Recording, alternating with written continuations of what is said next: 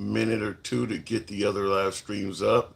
Tonight we're going to be on YouTube, TikTok, and Instagram. So those are going to be the locations you can find us. All of the Instagram lives, they do go to Tim Liberals. You know, a while ago I was telling you guys to follow me on Tim Liberals on Facebook. So if you ever miss a live and you're wondering what, you want to know what went on, or you want to go back and hear yourself, because some of you folks that are on live with me, you may want to hear the interaction again for some reason or another. Well, they are all on Tim Liberals. So all of the lives are saved on Tim Liberals. Wow, the camera on this thing is shitty. Wow. We're going to go ahead and do it here, but damn, that camera's shitty. This is a tablet that's going to have to probably end up in the garbage can, but I'll go ahead and cue it up tonight. We got a brand new tablet over here. That might be what we end up using here, but we're going to be talking about the possibility that we may have a murderer in the White House. Um, so give me a minute, and like I said, it's somewhat of a dark topic. I know some of you folks are not going to like it. Um, this is an abbreviated live. I don't even want to talk about this shit for too long, but I do believe it is worthy of discussing, because this is our president, and what we're talking about is a current topic, current event, relevant to us all, and some might add even frightening. So we're going to cover this in as much detail, but we're going to, like I said, we're going to do an abbreviated live. So give me a brief moment to get my last live stream up, and we'll get into it in detail. Chicago's going to be part of this. Obviously, there's a lot of business going on in Venezuela, et cetera, et cetera, et cetera. So I think we're just about up here. Let me make sure I got everything going. And should we get everything going, we should be able to start the live momentarily. Make sure I didn't miss anybody's comments as you guys are filtering in. Good evening. Happy Saturday evening to you folks. Hopefully many of you guys watched plenty of football today. I lost on every fucking bet I got involved in. Every bet. Okay, so let me go ahead. Look like all of the streams are ready to go. We'll go ahead and start in 3, 2, 1. What up, folks? Once again, it is indeed your boy Tim, the handsome liberal, depending on who you ask. Man, I don't like to even start off a live from the way we're going to present this, but I think there is a case to be made. So, we got to go where the news takes us. And in this case, the news is taking us in what I would refer to as a dark direction. But, what we always say, we don't censor, we don't block, ban, or censor, and we try to deliver what's going on in the news. And what the topics are as they come in. And this one here, you see what I got on the screen behind me. I'm going to just simply be asking, we're going to be tackling this from a standpoint of, is it possible we have a killer on Pennsylvania Avenue? Someone who may potentially enjoy bestowing harm, if not lethal harm, on others. Now, I get that this, and I see in the comments, who said that? Ingolf Twitter says, in fact, it smells of bullshittery. Well, and I can certainly understand that, but I'm going to get into it because, I would rather for this to be bullshit, as opposed to being anything near the truth. But I'm going to present what we have so far, and I want to hear from you folks, because unfortunately, it doesn't come across as much bullshittery as I would wish it would be.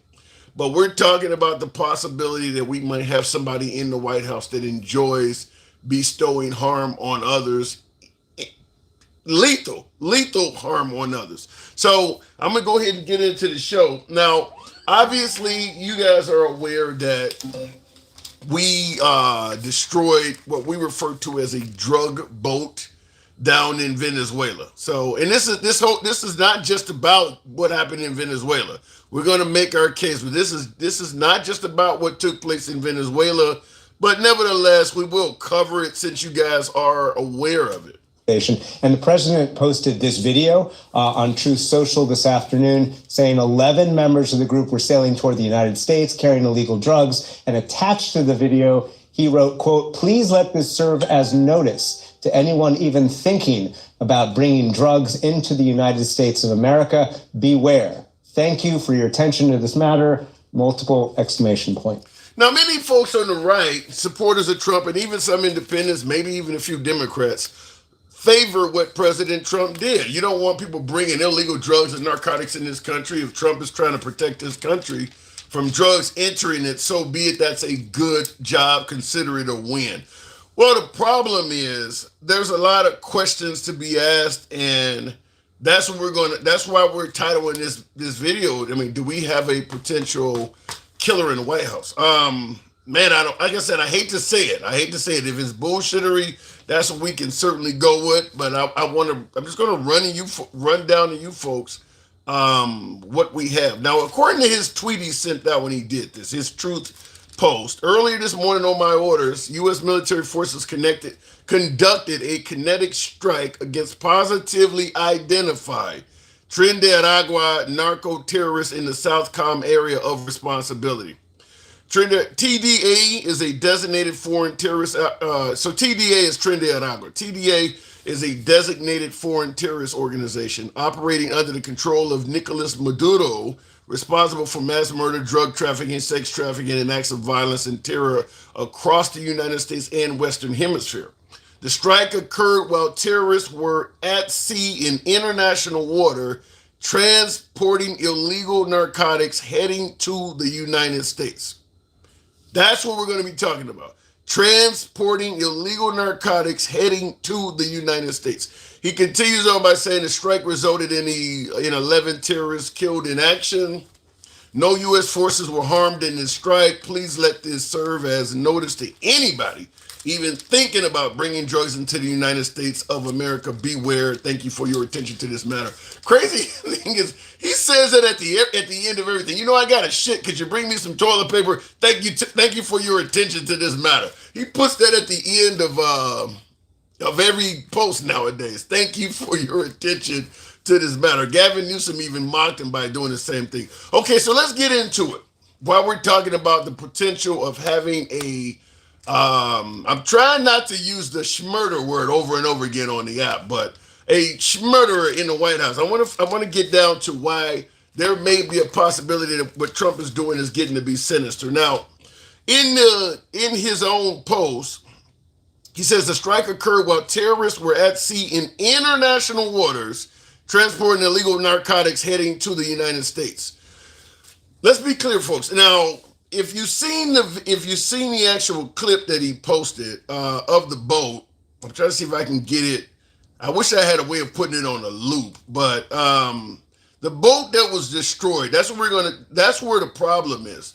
This boat that is being destroyed, it's a speedboat. Now, the folks analyzing this suggest that this speedboat is capable of, it's fast. It's on water, traveling 50 to 70 knots per hour. So 50 to 70 miles, like 51 miles an hour, 70 some odd miles per hour. But 50 to 70 knots is the capability of this vessel. And I see your comment. Joe Shalom says, getting to be sinister? What are you suggesting, that he's already there? I mean, because I see your quote.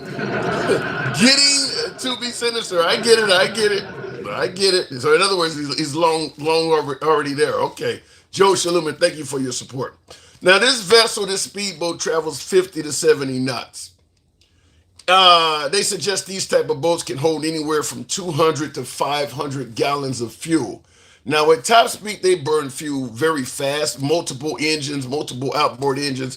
They're suggesting they burn almost a gallon to 2 gallons of fuel per mile or per knot. So they're burning gas very, very quickly. I think you kind of know what I'm getting at. These vessels have a range in optimal conditions of between 300 and 600 nautical miles. So this boat can travel quite fast in quite a distance, 300 to 600 nautical miles. But here's the problem. Venezuela to the U.S. mainland they're 1,729 miles apart. To the tip of Florida, Puerto Rico, all of that stuff down there, well over the range of this vessel. So when Trump says that they were in the process of bringing drugs to the United States, not on this thing they couldn't have done it. He took them out off the coast of Venezuela. They're probably double, they probably need to travel double the range of the capabilities of this vessel to get to where they're going. Now, there is a way to make it happen. There's two different ways where you might be able to do this. One, obviously carrying a ridiculous amount of extra fuel on board and gas cans and things like that. So you could probably, if you carried a ridiculous amount of fuel, because 200 to 500 gallons of fuel is what the thing carries. So you'd have to have a lot more fuel.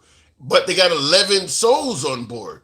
Not to mention some sort of drug payload, if you ask Trump. It just and all of that would obviously slow the vessel down significantly. If you were to put, hundreds of extra gallons of fuel on board, you know how much liquid weighs. Then, if once you do that, the vessel is not going to travel anywhere near 50 to 70 knots, and the range is going to be affected by all the added weight of all of that fuel. But that's one way. The other way would obviously be to refuel at sea. So the boat would travel as far as it could, and there would be some kind of mothership out there that would refuel, and then it would continue on with the journey to the United States. The problem is the Trump administration hasn't proven any of that. They haven't shown any evidence of any of this stuff. Whereas they haven't shown any evidence for the simple thing is they haven't shown any evidence that this vessel is even capable of reaching the United States. I mean, this is clearly a vessel on its face that cannot reach the United States mainland. So for him to be suggesting that they were trying to bring drugs to America, the first thing he needs to prove is that this vessel had the capabilities of doing that. Obviously, you have not seen him do that. Now, if he knew for a fact that there was a mothership or something out there hovering a few hundred miles down the line, ready to refuel it, I suppose, but then you'd have to do a lot of proving in that as well. But I'm just going to say on its face, this is, when I say, a schmurder in the White House, this looks like straight schmurder. I mean, they're in international waters. There is absolutely no evidence that they were traveling from Venezuela to the United States. They could have been going from Venezuela to Trinidad, Venezuela to Colombia, Peru. They could have been going anywhere. America does not have the right to I'm trying not to say this murder. They do not have the right to take the life of someone traveling in international waters from point A to point B if those destinations do not even include the United States. This vessel could have been leaving Venezuela and going anywhere else south of the border. America does not have the right to just destroy. So in other words, any vessel that is leaving Venezuela is fair game. So I want to know from you folks. I see I'm getting hammered in the comments on YouTube. Somebody said lunatic liberal Democratic network. Greg, I appreciate your comment. You can't disprove if you're showing your ignorance regarding drug trafficking. Well, the problem is you got to actually show that they're drug traffickers. Right now, let me just ask them before we continue on, by way of yes or no in the comments. If Trump says I took out drug traffickers, by way of yes or no, do you need any proof from him at all that it's a drug trafficker? I just want to ask you folks that. If Trump says he had to take the life of someone because they were dealing or trafficking drugs, do you need him to show you any evidence at all, or do you just give him your blind trust? I just want to see what the comments, how you guys respond to that, because obviously he's provided no evidence. He's provided zero evidence to this. Does he need to provide any evidence at all? JC says, boo-hoo, Americans wake their coffee with. Okay, that doesn't answer anything. I mean, listen, you want to joke about liberal tears. He says, boo-hoo, Americans make their coffee with liberal tears. That kind of sounds like a deflection from answering to the question, from answering the actual question. But if President Trump states that he took out drug traffickers, does he need to prove anything to you or the American people at all? Or do you simply take his word as being factual? That's what we're asking. A lot of now, my folks on YouTube, there are plenty of folks on YouTube saying no and yes. But it looks like TikTok, most of you folks do believe that the president should have to provide evidence or proof. And I'm going to assume that that's coming from Americans who do not want drugs in America. that may believe President Trump. But I would assume every country south of the border is going to say, no, this guy needs to prove that he is killing people for a legitimate purpose.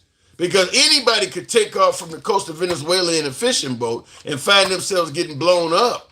So I'm assuming Americans might say, yeah, we'll take Trump's word on face value. But all of those nations south of the border, they're going to want some evidence. If you're down here taking out boats and shit in the water, you got to show proof why you killing people. Anybody, I mean, there's all kinds of folks, that are sailing around down there. We need to know what you're doing is legit. Tim, you are 1,000,000% part of the problem. Thus, all has been obvious for years, says Joe Shalom. Well, Joe, when you say I'm 100% part of the problem and it's been obvious, what are you telling me? Perfection is what we're dealing with right now? I'm not going to pretend like that there's not a lot of drugs that come from south of the border that enter America. But that don't mean you just get to act with impunity because it's been a problem for years, as you say. I'm asking the question, if all of a sudden a boat or vessel leaves or a plane leaves Venezuela and the U.S. government says that was a drug vessel, we had to kill it, we had to kill everybody on board. If you don't need any proof at all, you realize how much power that gives the commander-in-chief. But we're going to continue on. Like I said, the vessel shown here does not have the logistical capability to reach in the United States. So even if it is carrying drugs, there's absolutely no proof that those drugs were intended for the United States. There's zero proof, considering the fact that the boat is not even capable of reaching the U.S. mainland. So in addition to that, we're going to, before we start taking calls and getting in the program, because like I said, I hate to paint the president in such a sinister light on this one, but unfortunately, this is something that they're boasting about doing. They took out 11 souls, and they haven't provided any proof at all whatsoever that those folks are doing anything criminal. And of course, it's going to also push out the obvious question of, since when has running drugs been an offense punishable by death without due process? Keep in mind, these people, this is not like they were caught running drugs like you might be caught in Thailand or Cambodia, where they do sentence people to death. But they have a court hearing. You have due process. These men were executed for their crime, their alleged crime, without any due process at all. They just became judge, juror, and executioner on the spot. So these men had no way to prove or deny anything. Killed them on the spot. I don't even know if some of the harshest countries around the world do that. I mean, they all give you it may be a kangaroo court, but if you're caught running drugs in some of these third world countries, particularly in the Southeast Asian area, a lot of those countries do have the death penalty for dealing and running drugs. But you do get a court case. You do get some form of due process. These men did not. So that, like I said, are we talking about the possibility of a murderer on 1600 Pennsylvania Avenue? My name is Josh Breslow, and I'm here for the next couple hours to bring you with your top stories and live events from across the country and across the world. President Trump taking to social media here amid questions over when ramped up immigration efforts will begin in the city of Chicago. Apocalypse Now, the president just wrote on his Truth Social, an obvious play there on Apocalypse Now. This is a look at that post with an image of Trump saying, quote, "I love the smell of deportations in the morning. Chicago about to find out why it's called the Department of War." So when I say, are we looking at the possibility of a murderer in the White House? Once again, here he is making references to war. And of course, he went above and beyond by posting a picture of him from the, looking somewhat from the clip in Apocalypse Now. Here is the actual post you see on the screen behind me. That's what he posted online. So it's a picture of him looking like the character from the movie Apocalypse Now, but it says Shy Apocalypse Now, like Chicago, Shy Apocalypse Now. With, obviously, you see in the background, there's pictures of Hueys. I mean, it's seen straight out of Vietnam. There's pictures of Hueys, and then, of course, there's burning, I guess would be napalm in the background. But oddly enough, if you look over to the side of him, that is indeed the skyline of Chicago. So that is not Vietnam behind him. I mean, I'm from Chicago, so I recognize the John Hancock building and many other structures in that picture. So he is literally posting a picture of him sitting outside what appears to be Chicago in flames. Murderer in the White House. So when I ask you that, murderer, what is this?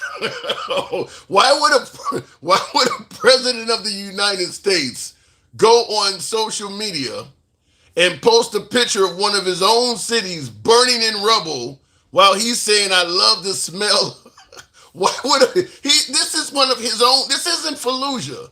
This is not Kabul.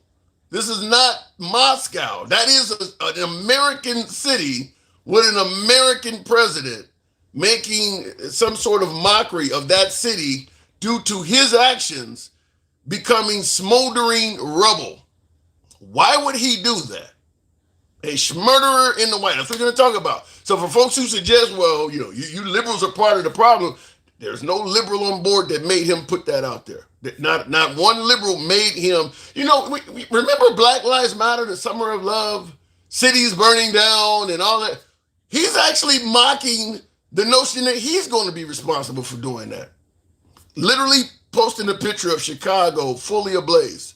So anyway, looking in the comments, and I see Keith, Kevin Nutsberg, I think he says, bravo, Donald Trump. And I do agree with you, Jojo, the way he's talking, it looks like he wants war. So going straight to the comments and then on to the box. By the way, tap the screen. You know how the program is ran. We are indeed MAGA friendly. We don't get as many MAGA guests because sometimes we're critical of Trump. He is the president, just like we were critical of President Biden when he was the president. So a lot of MAGA don't like to hear the president criticized, but this is an open forum free speech program. You can be critical of anyone on this damn program without any concern of being blocked, banned, or censored, including yours truly. We let the guests speak. We go left of Bernie Sanders to I'm having dinner with Q.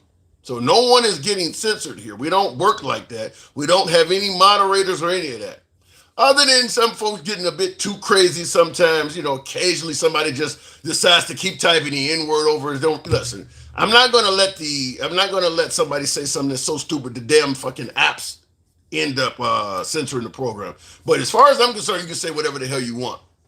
So that's how we do it. Anyway, looking in the comments, you cheap offshoot of pathetic Rolling Martin, is she sponsoring you? Okay, that's a whole lot in there. Says you cheap offshoot off of pathetic Rolling. Okay, you mean like Roland, Rolan, the guy who's on social media? I don't watch Roland's show, but most of the stuff I watch is right wing podcasts. So I'm an offshoot of Roland Martin. I take it as a compliment. He got millions of followers.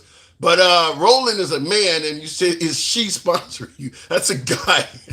Anyway, thank you for the input, though. Republicans are pro-guns, the Dems are against guns, and have taken them from their cities. Silly. That's Tim Wright. That is 100% false.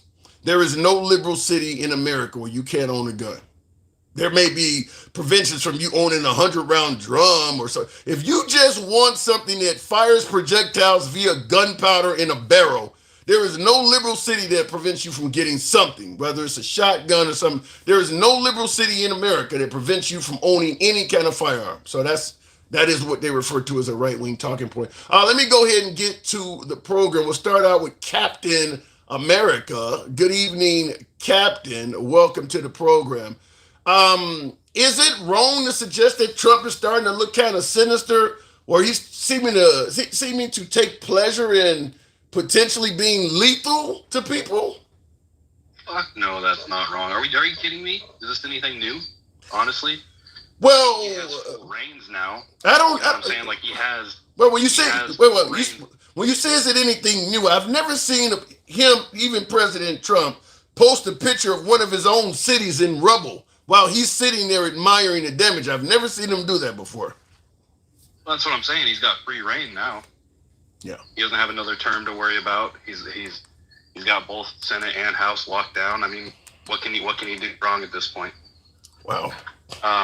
Yeah, I think it's absolutely insane that he would post something like that, man. Like, that is, you're basically touting civil war. Yeah. But why? Now I got MAGA. All my YouTube pages are like, most of my YouTube stuff is a lot of MAGA. I like talking to MAGA. I enjoy talking to them. But MAGA is overwhelmingly satisfied. They like this. I'm getting a lot of folks that are cheering Trump on for doing this. Why do you think MAGA favors this? Man, I really think it's one of those situations where you make a mistake and you don't want to admit you're wrong, so you just got to stick with it. I think that's what it is for most of these people. There are some that still love him and would follow his coattails no matter what, but for the most part, I think the majority of his voters right now either have admitted that they were wrong or they don't want to admit they're wrong. Well, I get a lot of folks that are still telling me Trump is the best president we've ever had. I mean, I don't get a lot of MAGA. I got a viewer right now, Phoebe 1300, I think that says, or something like that, says deport black people to Africa. So, and you know that boat that they took out. They actually went down there to make sure that the bodies were deceased, and they punctured the lungs so that they would sink to the bottom of the ocean. Yeah, that's I think that's a different story. We covered that yesterday. That was was a different one. That was North Korea. SEAL Team 6 went to try to plant a listening device. Yeah. They shot up a fishing boat, and once the SEAL team shot up a fishing boat, they boarded it, made sure everybody was dead, and they stabbed them each in the lungs when they threw their bodies overboard. This here, where they just blew them all up to smithereens, I don't think they needed to go and check these bodies. I mean, they weren't even intact. Yeah, I guess people must be mixing up the two stories there or something, because, Yeah, we covered that one yesterday. I just don't know where we're at anymore. I don't know what we're doing. Now you mentioned the photo he posted of him with the city of Chicago smoldering in ruins. You're saying that this is somewhat of akin to a civil war. Do you believe that President Trump wants that in this nation? He wants us to be fighting each other using lethality? I wouldn't doubt if they want the South to secede from the North. That's something that's been wanted. Yeah, the South to secede from the North. The South is the poor. The South is the poorest part of this country. Why would they want to secede at this point? Unless they're going to bring back slavery, which is what made them have wealth. I was about to say because of racism and I mean, not just that, but sexism and all that shit. Yeah, I mean, I think it's pretty obvious that party, for the most part, still believes that a white male is superior. I get it all the time on my live. I get them coming in all the time, and it might take them a minute to admit it, but eventually they'll end up admitting that white people are the superior race. I think out of the 4 or 5 years I've been doing this, I think I've only had 1 or 2 guys, and I don't mind. I'll let people say whatever they want to say. I've only had 1 or 2 people come on the program and actually admit they believe that whites are superior. Usually, what I get, as opposed to whites being superior, is that blacks or Hispanics are inferior. 13% of the population, 50% of the crime, dropouts. It's usually more from a standpoint of blacks being inferior. But hearing somebody say that whites are superior, I think I've only had maybe 1 or 2 guests do that. Yeah. Yeah, no, I don't know exactly what their reason would be, but I do know that it's been something. I mean, the South has wanted this ever since they seceded to begin with. They want their territory back. They want their laws back. I mean, there's some states down here like Oklahoma where they still teach that shit in school like it was a good thing. They teach secession as if it was a good thing? Yeah, absolutely. Wow. I first thing I want to know is what would have been good about secession other than maintaining the ability to own people, because without free labor, the South is not going to do very well. I mean, the world is no longer agriculture based like that, so you can't go back to the 1800s. That time is gone. Yeah, and I don't want to say that they want to own people, but like you're saying, like what other reason would they have? Yeah. I mean, they already have their gun rights. They already have just about every right that they would want, right? Is there a right that these? Well, yeah, there's still some rights. If they seceded, and I mean, based on what you're saying, it would be kind of a far right country in itself. then you're going to have now, because listen, I know how far, people believe the left is far left and woke and how all of that shit goes. Abortions in the ninth month or whatever. Well, far right does exist. A far right society, women are not going to be equal. So women would probably lose voting rights and maybe some of the other rights and privileges, like being able to run a business and own a bank. There are far right countries on the planet. For folks who think I'm full of shit, there are far right countries on the planet. Look how they're ran, and you'll quickly notice that minorities and women do not get treated properly. I mean, they get treated less than equal. I mean, it may not be a black and white thing. It might be Sunni and Shiite. It might be Serbs and Croats, whatever the case may be. But when you have a far right society, the minority population is usually treated as less than equal. So you would also have religion is very common in far right societies. You get religion forced upon you. You don't really have the right to the freedom of religion or even absence of religion. So religion would be the order of the day in an area like that. I'm trying to see what else you would see. Because they're gonna be controlling various aspects of your life. But I would start out with the reduction in freedoms for women and minorities, Christianity for all. The LGBTQ community would be outlawed pretty much. I mean, that doesn't exist in any far right society. They just don't tolerate that. Yeah. So that's the kind of stuff that would happen if you had a secession. When we talk about owning people, in my opinion, I don't think it's going to be any one specific race of people. The way I see it, I feel like these tech industries are taking over. And these tech industries, I think their end goal is free labor. I really do. I think that's what's going on right now. You know what BlackRock is, right? I hear it all the time. Yeah. So the shooter, Thomas, what was his name? Thomas Pitt, the one that shot at Trump. Yes, the guy who pierced his ear. Yeah. Yeah. That guy is in several BlackRock commercials. Tell me that's not a little bit weird. On top of all of the other scandalous shit that's going on with that whole ordeal. So what this guy, he was only like 20 years old, wasn't he? Appreciate that hat. Thank you, C. Osby. Yeah, he was only around there. Yeah, he's been in all those commercials. He's been in all those BlackRock commercials, and he's barely 20 years old. No, not all of them. He's been in a couple of them. This is the first time hearing of this. So you are in a. I'll send you. Yeah, send it to you in your DM. Yeah, so you're in the camp that, as opposed to somebody who just truly had a beef with President Trump, there may be something more conspiratorial, maybe something made up, maybe a pretend assassination. Is that where you're going with this? Yeah, man, and a lot of people are like, well, but why would they do that? Why would they, unalive an innocent person? Do you all really think that the government isn't dirty enough to do that? Well, we're talking about a murderer in the White House now, so they're capable of doing it. Absolutely, you see what they're doing right now in Venezuela. Yeah, and I mean, ears don't regenerate, my man. You know what I'm saying? Like, it's as simple as that. They don't fucking regenerate. There's not a mark on his ear. Nothing. And they're like, oh, well, maybe it was a piece of the teleprompter. Get the fuck out of here. Yeah, I mean, yeah, his ears do look normal.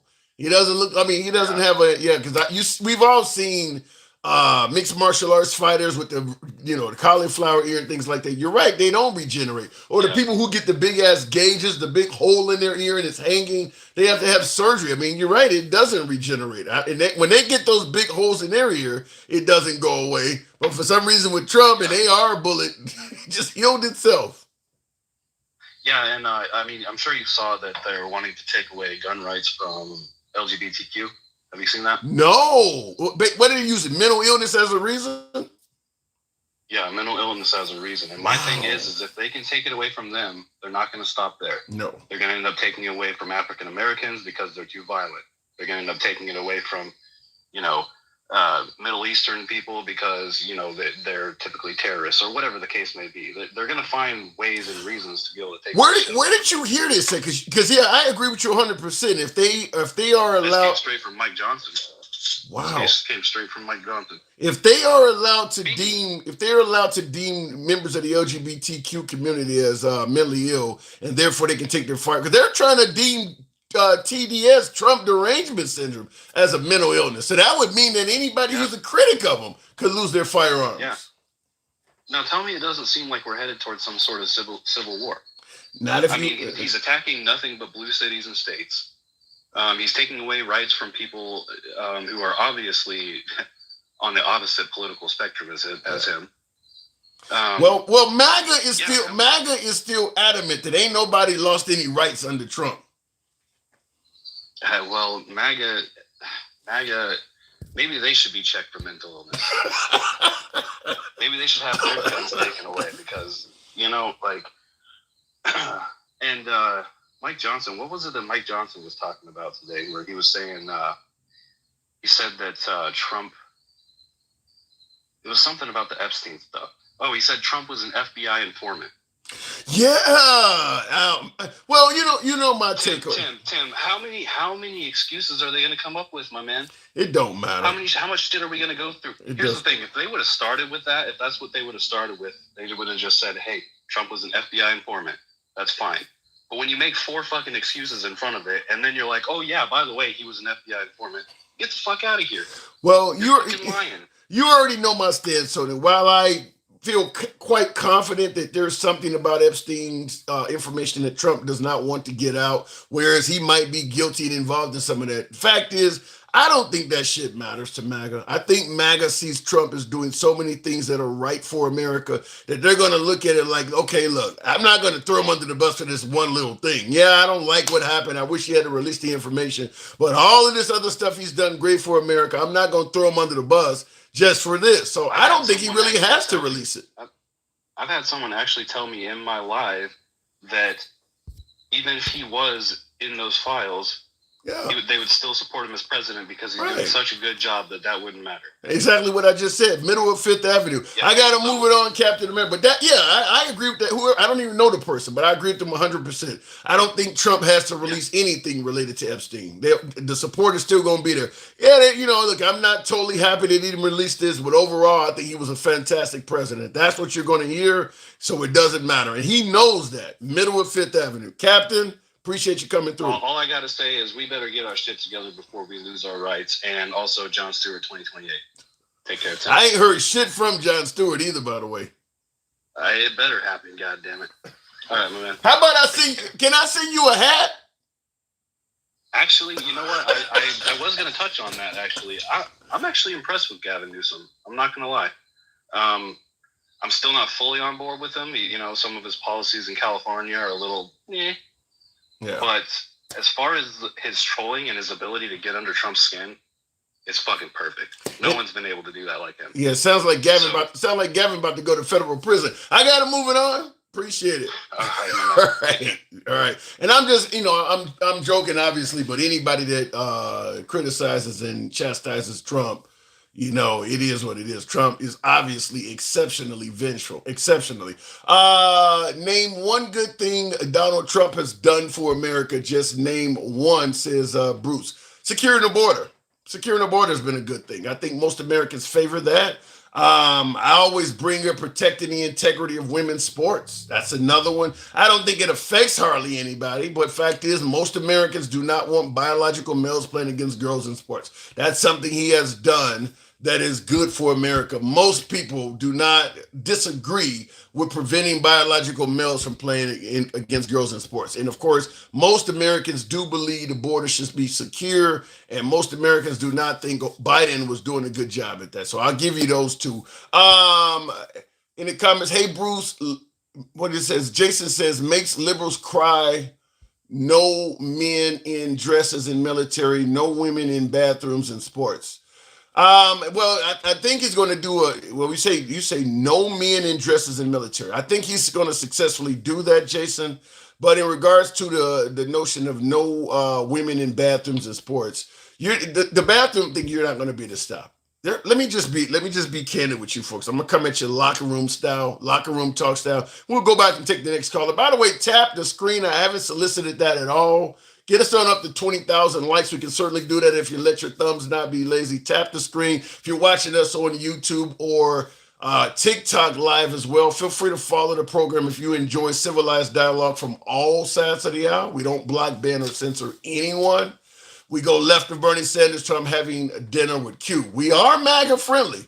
We are MAGA friendly. MAGA are my preferred guests. If you want to call in, either go to the Handsome Liberal on Instagram or the Handsome Liberal on TikTok. We'll bring you up. Doesn't matter what your politics is. Doesn't matter how critical you are of anyone, including yours truly. We let everybody speak. And we'll give you plenty of time to get your point across. I don't ever claim to get it all right. You may know more than I do, so maybe I want to talk to you. But real quick in the comments, keeping women out of the bathrooms you're talking about. There's no way to do that. Just giving it to your locker room talk. There's a bunch of ugly ass bitches out here. You can't go. There's a bunch of women out here that got mustaches and all kinds of shit, but they are born biologically a woman. You go fuck with somebody and try to prevent an actual woman from going in a female bathroom, you're committing all sorts of crimes yourself.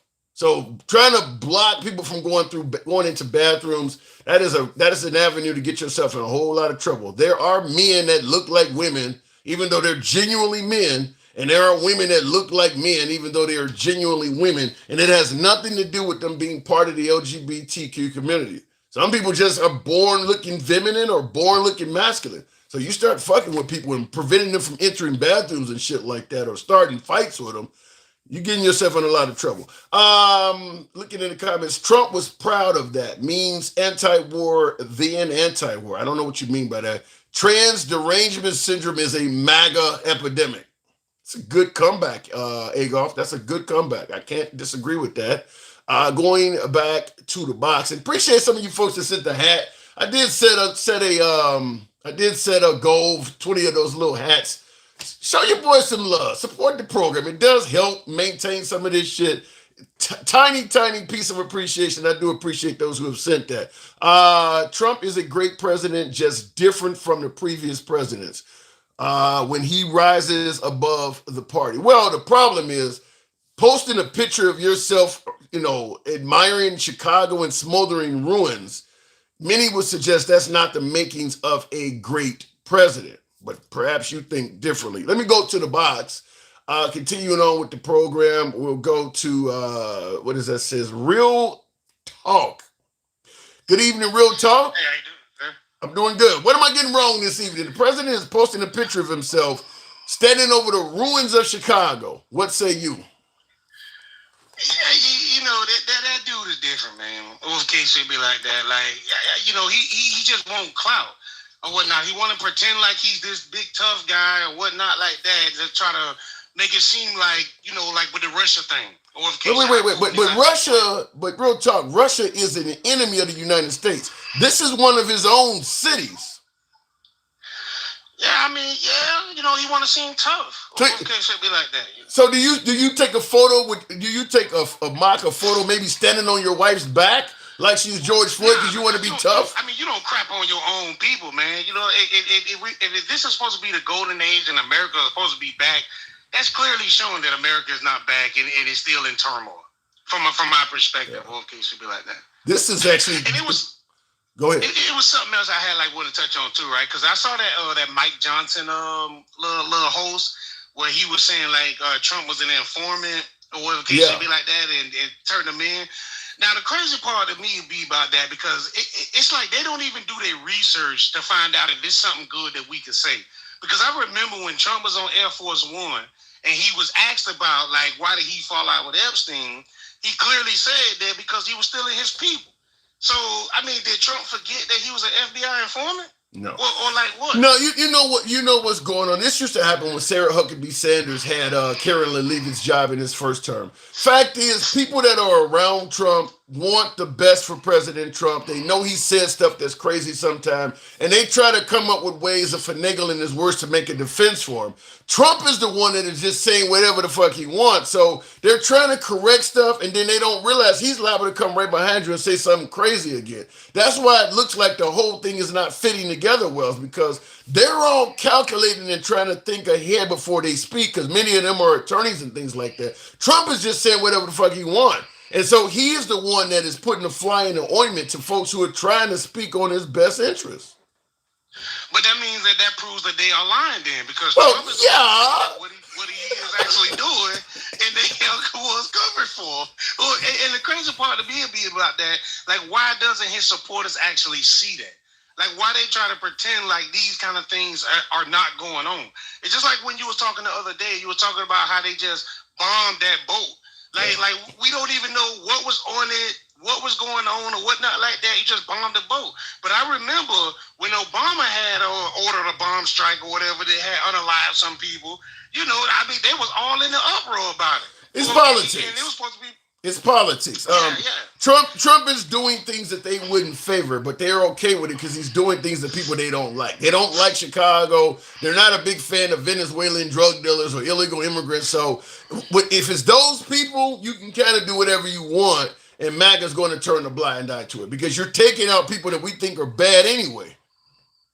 And it goes back. I also had wanted to touch on something for a long time. It's when you was talking to MAGA Reacts and talking about the unaliving ratio and stuff like that. And he was talking about how he lived in Miami, you know, and he goes everywhere in Miami and stuff like that.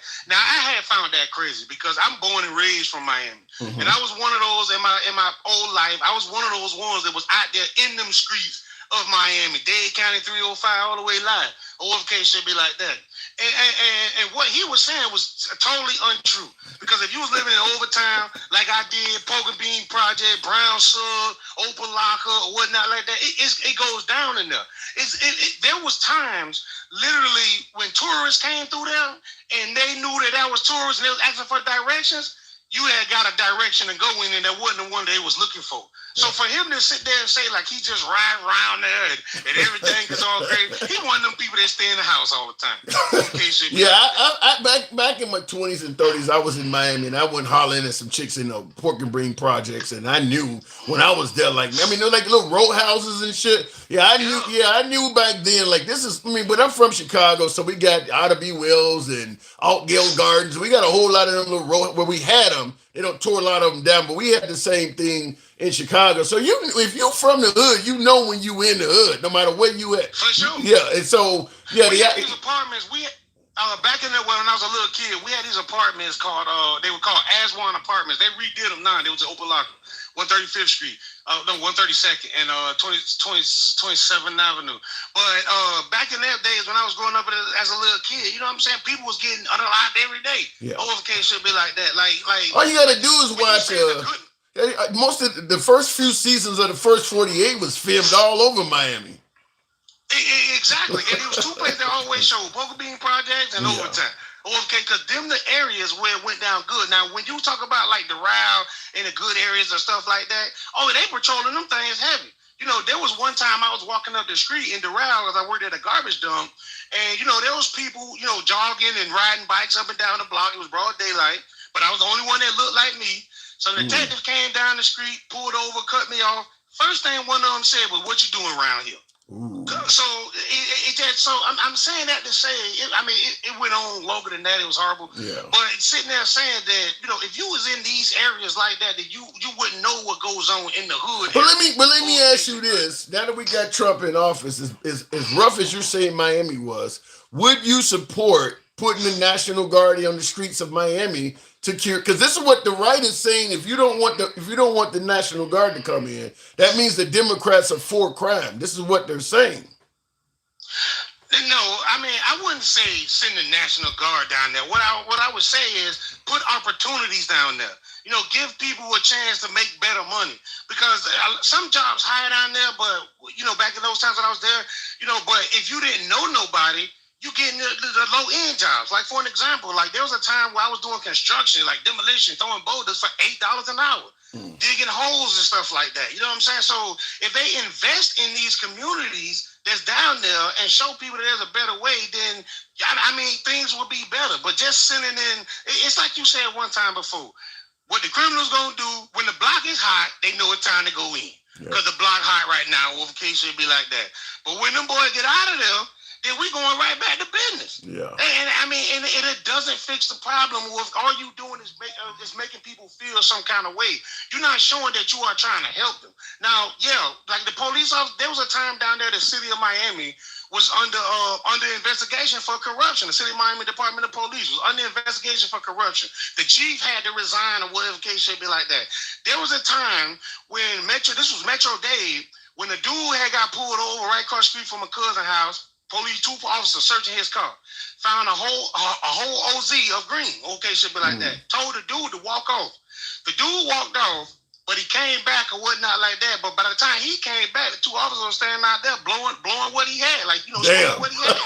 And when he walked up, the police officer looked at him, and my people watching this, the police officer looked at him and said, "Didn't we tell you to walk off? You better not come back." OFK should be like that. Yeah. So, I mean, we need to fix the things that's going on that's making these problems. Yeah, it's interesting you would say that, because somebody in the comments, I lost where it was, but they were saying that why do we have to only have 2 options, either live with crime or have the military come in? The individual's trying to indicate there's got to be other solutions than just live with military or live with crime. I think you kind of alluded to it. Opportunities, jobs, salaries, rec centers, all of these things, because everybody knows, no matter what, I'm Gen X. Now, during the Gen X era, we weren't shooting each other up. But if you gave kids idle times, you know, equal idle hands, we would do shit like go around spray painting stuff, maybe break windows, maybe playing with fire and shit like that. If you don't give these kids something to do, because most of these folks that are committing these crimes are damn near juvenile. They're probably 14, 15, a lot of these carjackings, if you don't give them something to do, that's where a lot of this comes from. So just simply flooding the area with law enforcement, as you and I both agree, once the law enforcement goes away, because you haven't addressed the root problem of why the crime took place to begin with, it's just going to come back. But I think the problem, though, is, or better yet, the benefit for Trump is, people are only going to see the here and now there, real talk, that if he sends the military and crime comes down, they're not thinking of the future. They're going to just see it as Trump brought crime down. That's all they're going to see. And when the next liberal or somebody comes in and makes the military go away, that liberal is going to be responsible for crime coming back up. Yeah, because, you know, they just want something good to brag about Trump about. OFK should be like that. And when that changed, they're going to come up with the next thing. It's just like before. I was just on True Social talking to, you know, some of his supporters and whatnot like that, and they were talking about him changing the name to the Department of War. Yeah. Now, I remember a time, like I told one of the supporters, I remember a time when it was this big brag about no new wars. No new wars. So now we okay with it now, because, you know, it's something to brag on Trump about, like changing names. Like right now, they changed the department to the Department of War. And sir, I had just got a whole big raise. I'm about to go buy me a new car. Like, what is this really doing for me or whatnot like that? Like, we got prices that's going up, or whatever the case should be like that. But he's talking about like prices are way down. Look at the job numbers now that just came out. Now, apparently he's supposed to have fired that last person because they was fudging the numbers. But now they got these numbers come out. He's talking about the numbers. The real numbers is going to be like a year away. Or should be like that. So what are we going to do from now into a year away to find out what's going on? They talking about bringing manufacturing jobs. I was watching Fox News a while ago, and they seemed like they were struggling trying to report that how bad the job numbers was. But it's like people don't look at, they don't research what's really going on. They listening to Trump out of Trump's mouth. If everything is going good, look at the farmers in Arkansas, the ones who have voted for him. Or if they talking, look at the stories they telling, how they losing farms and going bankrupt. I think the problem is people tend to. That's why I like to have a program where I let everybody speak from all sides of the aisle, because the fact is most people watch media that thinks and speaks the stuff that they want to hear. If you lean right, you probably watch right-wing media. If you lean left, you probably watch left-wing media or left-wing podcasts. The right watches right-wing podcasts. And the problem with doing that is everybody wants their team to win. So right now with Trump in office, just like when Biden was in office, it wasn't a whole lot of left-wing podcasts or media talking about his cognitive health was failing. They're going to paint him in a good light. That's what's happening with Trump. If you, like you said, Fox News was struggling Fox News knows if they're honest about the job numbers, they might get a phone call from Trump, and all of a sudden he's at rallies talking about how that network is a bullshit network. So they don't want that to happen. So Fox News is going to be real hesitant to tell you anything negative about Trump. And that applies to most of the right-wing podcasters and things like that. Because the minute you do that, they start calling you a rhino and start coming after you. So you're not going to, you're always, if you watch right-wing media, The overwhelming reports are going to be favorable to Trump. Anything he does that's negative is either going to be not mentioned or blamed on somebody else. Like Kennedy right now is fucking up big time. Yeah, Kennedy's fucking up. But when Kennedy finally gets axed, Trump ain't gonna get held responsible for that, even though he appointed him. They're gonna say it was Kennedy's fault. I'll give you the last word. I do got to move on though. So they always blame other people or whatnot like that. But to the simple fact is, when they blame it, and I let my plan with this. When they blame other people, do they remember when they were saying that we need to know who's in charge? When Biden was in there, who's in charge and whatnot like that. So now it just seems like who's in charge again. Okay, say about that. Thanks for having me. It changes depends on who's in office. That's what's called playing politics. Real talk. Appreciate the talk. Thank you. All right, moving on with the program, by the way, tap the screen, folks, get the likes on up. I had to put on my damn spectacles. I can barely see what the numbers are. 21. Tap the screen, get us up to 31,000. Y'all can make that happen if you let your thumbs and not be lazy. What does that say? Gusava? Goose 007 says Fox News is not true right-wing media. Yeah, it is. Now, it's not far right-wing media. I mean, what do you want? I guess you want to watch InfoWars or what was Alex Jones' program? I forgot what it was called. I mean, Fox News is right-wing. It ain't far right, but it's everything about Fox News is pro right-wing. Just think about what the right wing stands for. Fox News is in favor of all of that stuff. They're just not far right. So I think just like CNN tends to lean left, they're not far left. So, and I know you guys think every liberal network is far left, but there's a difference between leaning right, far right, leaning left, far left. And Fox News is right. It's just not. And I see in the comments, Mike says it's far right. I don't think it's quite far right. I don't think, because they do put liberals on there. I watched the Five, what is Outnumbered. I mean, they do put some liberals on there. So I don't know if I would say Fox News is far right. Let's say you're going from 0 to 10, 10 being far right. I would put Fox at about a 7. So I don't see him as far right. You can definitely go further to the right than Fox News. Nick Fuentes type shit. You can go further to the right than Fox. Fox has called out Trump many times, especially during his first term. They ain't doing it now though. When Fox News was calling Trump out, they were promoting other right-wing candidates. Fox News was not originally for Trump. I think, who were they promoting first? Jeb Bush? Then I think they started jumping on DeSantis or something like that. But right now, everything Fox News covers about Trump is favorable. They're not, which is why you had to bring up that they were calling him out in his first term. They're not calling him out on shit now. So they're not far right, though. I don't think they are. Anyway, Fox News is far right state TV, says Tim Calton. I don't think they're far right. I've said that, but I do believe they're the closest thing to state TV we've ever had. I do believe Fox News is pretty damn close to state TV. That I'll agree with. Bill O'Reilly, I used to have a clip I could cue up, but Bill O'Reilly actually stated that since he said when he was working at Fox News, and I'll go to the box shortly, tap the screen, which should be around 30,000. Let your thumbs not be lazy. Shout out to those sitting in the hat and mustache. Bill O'Reilly stated that, he left in 2017. He said when he was on air with Fox, he said about 67% of their viewers were conservative, and they had an ample amount of independents and some liberals. I've been watching Fox since the late 90s, so I was one of those folks that leaned kind of left watching Fox. But he stated now Fox News is about 95% conservative, and 90% of them are MAGA. That's what Bill O'Reilly said. And then he concluded by saying, if you're Trump, this is great. He said Fox News is basically the Trump network. That's what Bill O'Reilly said, who's a long-term friend of Trump. He came out and admitted that. I could find a clip on YouTube pretty quick if I had to, but yeah, he even admitted that. Shout out to you, who said that? Lord Adam. That's a long name. Thank you, Lord. I don't know if I should bow down and pray. Appreciate you helping me get to my goal with that hat and mustache. Thank you. So look at in the comments, Carlos, you love Biden. We get it. All Democrats have to do is be more center. You would never have to deal with this. Yeah, well, if the liberals go more to the center, they're going to get fucked over by all of the folks that are to the left of them. Just like if you get somebody like Nikki Haley or somebody that may be closer to the center from the right wing side of the aisle, you're going to get fucked with by all of the folks that are far right.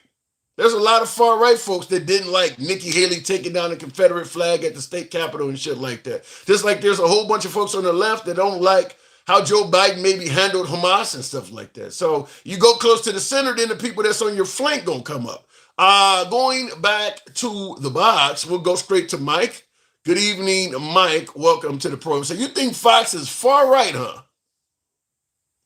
We'll give it a minute to come. There we go. Mike, good evening.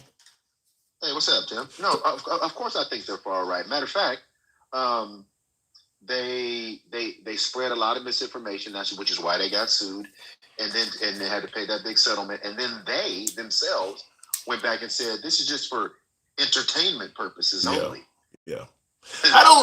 I agree with the latter. I don't think they're far right. I think they're pro-Trump. I think it's like Bill O'Reilly said. I think they're the Trump network. Because I don't think Trump is totally far right. Trump goes wherever Trump thinks is opportunistic for Trump. Trump's a fascist. Trump's a fascist. So let's stop all of the equivocating. Trump's a fascist. Even that picture behind you that you had up about Shypocalypse, he had on a Confederate hat, Tim. Let's stop fucking around. He had on a Confederate hat, Tim.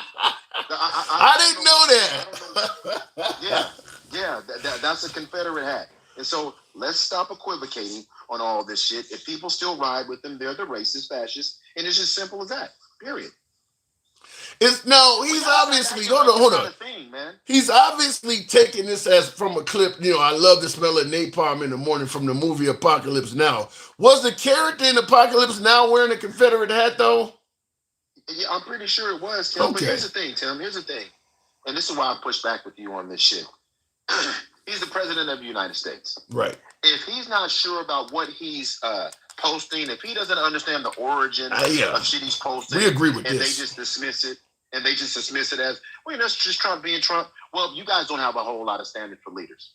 But I don't believe that's what it is. I believe that they're racist. I believe that it's coming out, and people to the point where people can't defend it anymore.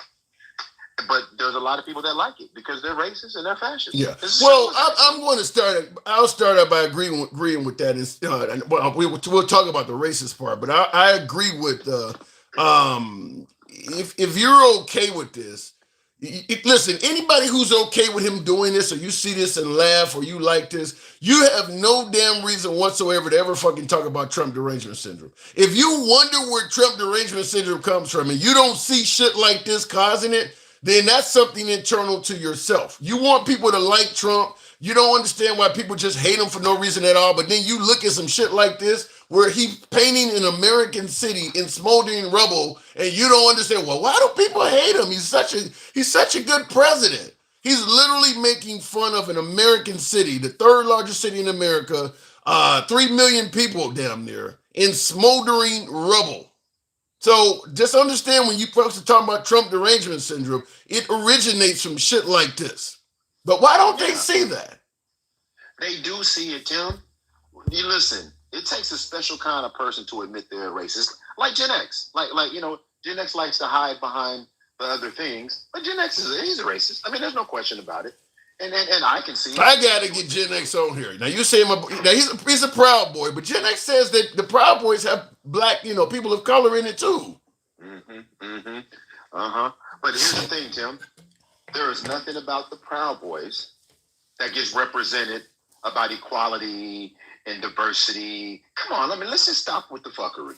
We know what it is, because if people that are proud of those things, and represent those things, they show those things. They're an organization. And organizations have mission statements. Organizations have I asked him that though. He gave me. I don't recall it right now.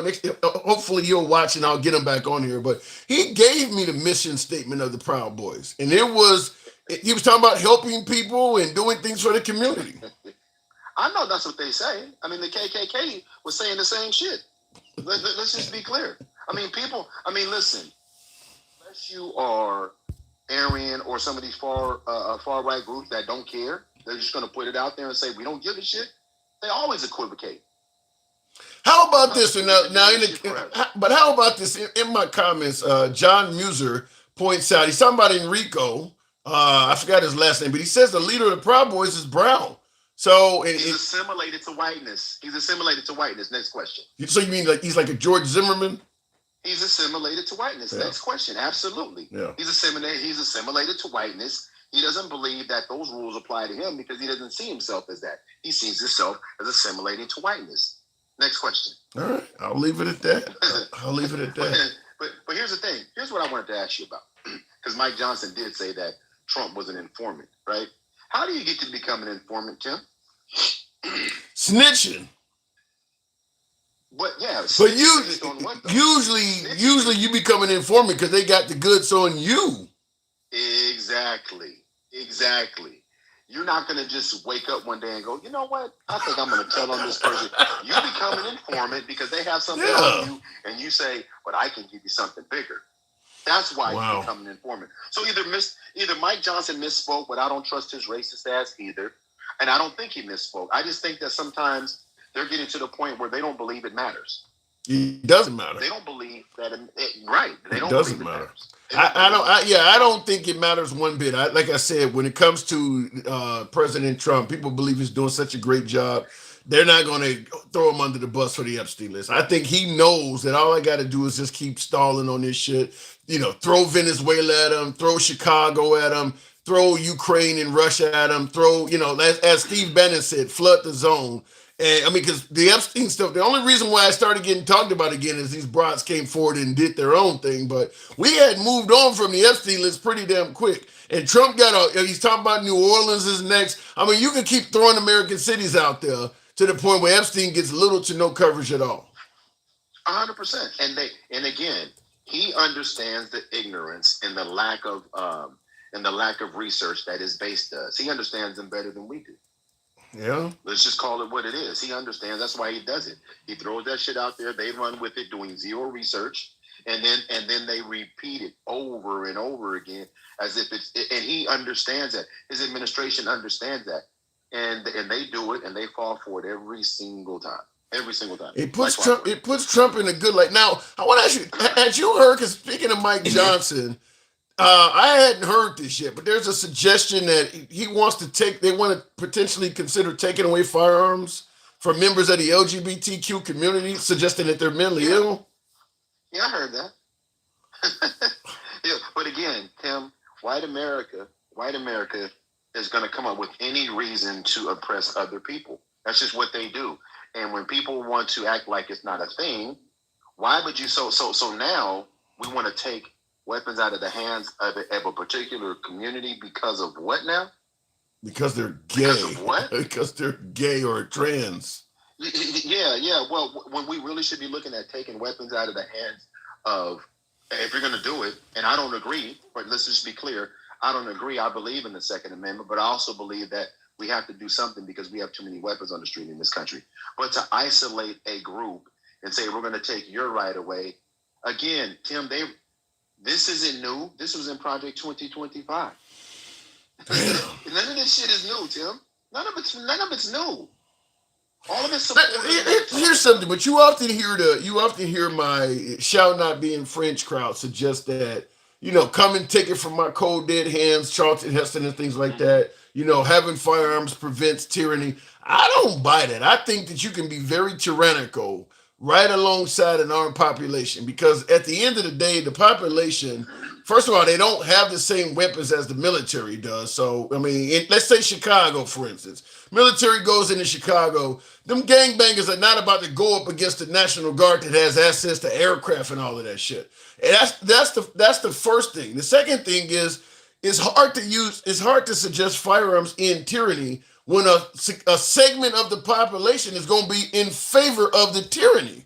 So not only is the military or the government imposing tyranny on you, some of your own fellow citizens are going to be okay with it. 100%. And some of those U.S. citizens have been, in my opinion, have been incarcerated. They are J6ers that have been deputized to go out there and work with ICE on the streets of our nation right now. So he's building this Gestapo, if you will, and they're feeding into it. And again, Tim, because they are racist. Period. It's a lot of black. I'm gonna tell you the same thing I say all the time, Mike. It's a lot of black MAGA out there, and they're happy with Trump. But here's the thing, and we can talk about those idiots. I got smoke for them too. I don't give a fuck about any of this, because it is the end of the day, Tim. There is no group of people that is 100% one thing. When I say that about white people and the whiteness in this country, if it doesn't apply, let it fly. But here's the thing: they know it's true. They know it's true. They understand the level of racism in this country. We are watching a president and his administration just shit on the Constitution. And the only reason they don't care is because they know that the shitting is on other people that are not them. So of course, my astute, the intelligent side of my MAGA audience is going to want to know what the hell you mean by Trump is shitting on the Constitution. What has Trump did to indicate that he is not favorable to the Constitution? What has he did to violate the Constitution? Listen, the whole plan from the very beginning with Project 2025, even in his first administration, go look it up. Just do a little research. It's been Project 2025, and moving by executive order was their plan, because they understand that if they try to move these things through Congress, that's where time, information, detail needs to be there for Congress to approve these things. But what they do is they declare these national emergencies, which give him the power to invoke these executive orders. But then they lean on this old, like the Enemy Aliens Act we talked about the other night. So he invokes it. He deems these two groups, T groups, domestic T groups, therefore the Enemy Aliens Act, and then he goes after them. That's why these things are caught up in the courts. But they understood that. They knew it was going to take time to go through the courts. And all the while, they're moving forward with these things that they're doing. People aren't understanding how he's weaponizing the executive orders by declaring everything a national emergency with no information. But why is MAGA tends and the Republicans tend to be for states' rights and small government? Why are they not speaking out? Because Trump is obviously operating from a standpoint of big government. He's using the power of the federal government to go in cities and all this stuff. Why do you think MAGA's not saying anything, considering how long they've been promoting states' rights and small government? Trump is the exact opposite of that.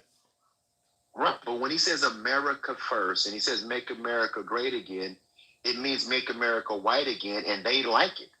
They like the notion of making America white again. They don't even know what the fuck it truly means. They just believe that it means that it's going to give them something that somehow minorities have taken away from white folks in this country. Minorities ain't ran no government in this country. Who are you taking it back from? Well, Obama. Who are you taking it back from? They're taking it back from Obama. Okay, so if that's the case, we've had 47 presidents and we've had one black president. All of a sudden, this country has been taken over by one black president. You ever heard of the phrase, one is too many? We hear it all the time. All right, there you go. Right?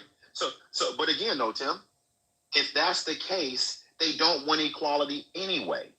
They don't want equality anyway. And instead of listen, most of them. Listen, this is the weakest generation of white Americans that this country's ever had. Their ancestors wouldn't be settling for this shit. What do you mean? What I mean is, they equivocate. They understand what's going on because. Let me ask you this: how many people on your show that support Trump and their MAGA push back on the things that they're doing, Tim? How many folks that identify as MAGA are pushing back on Trump? Mm-hmm.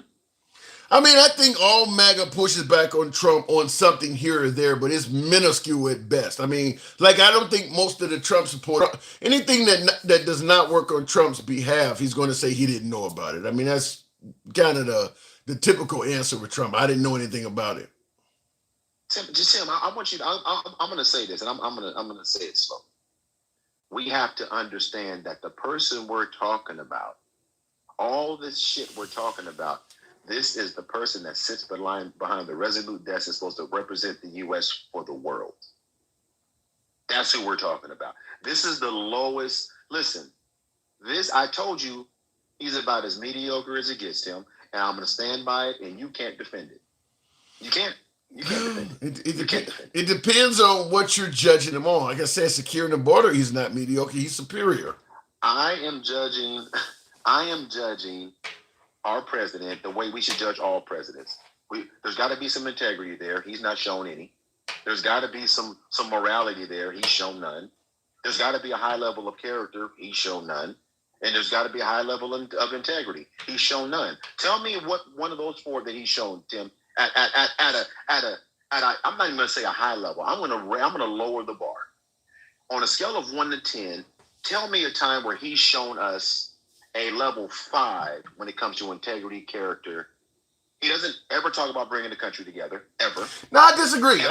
I can give you some times. For instance, there was an African American woman he called up on stage that said she was not working. He called her up on stage, asked her what does she normally do, and he said, "I'm gonna have somebody find you a job." I mean, it's few and far between. It's few and far between, but there are moments there.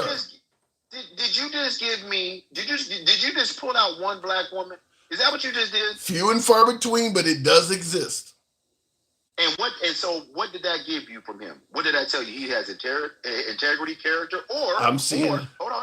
Keep it 100, Tim, since you brought it the fuck up. I'm going with you. When he brought that woman on stage, what did it say to you? Be honest. What did it say to you? It said to me that he cared about this black woman and wanted to offer her a job. Or did it say that this is performative?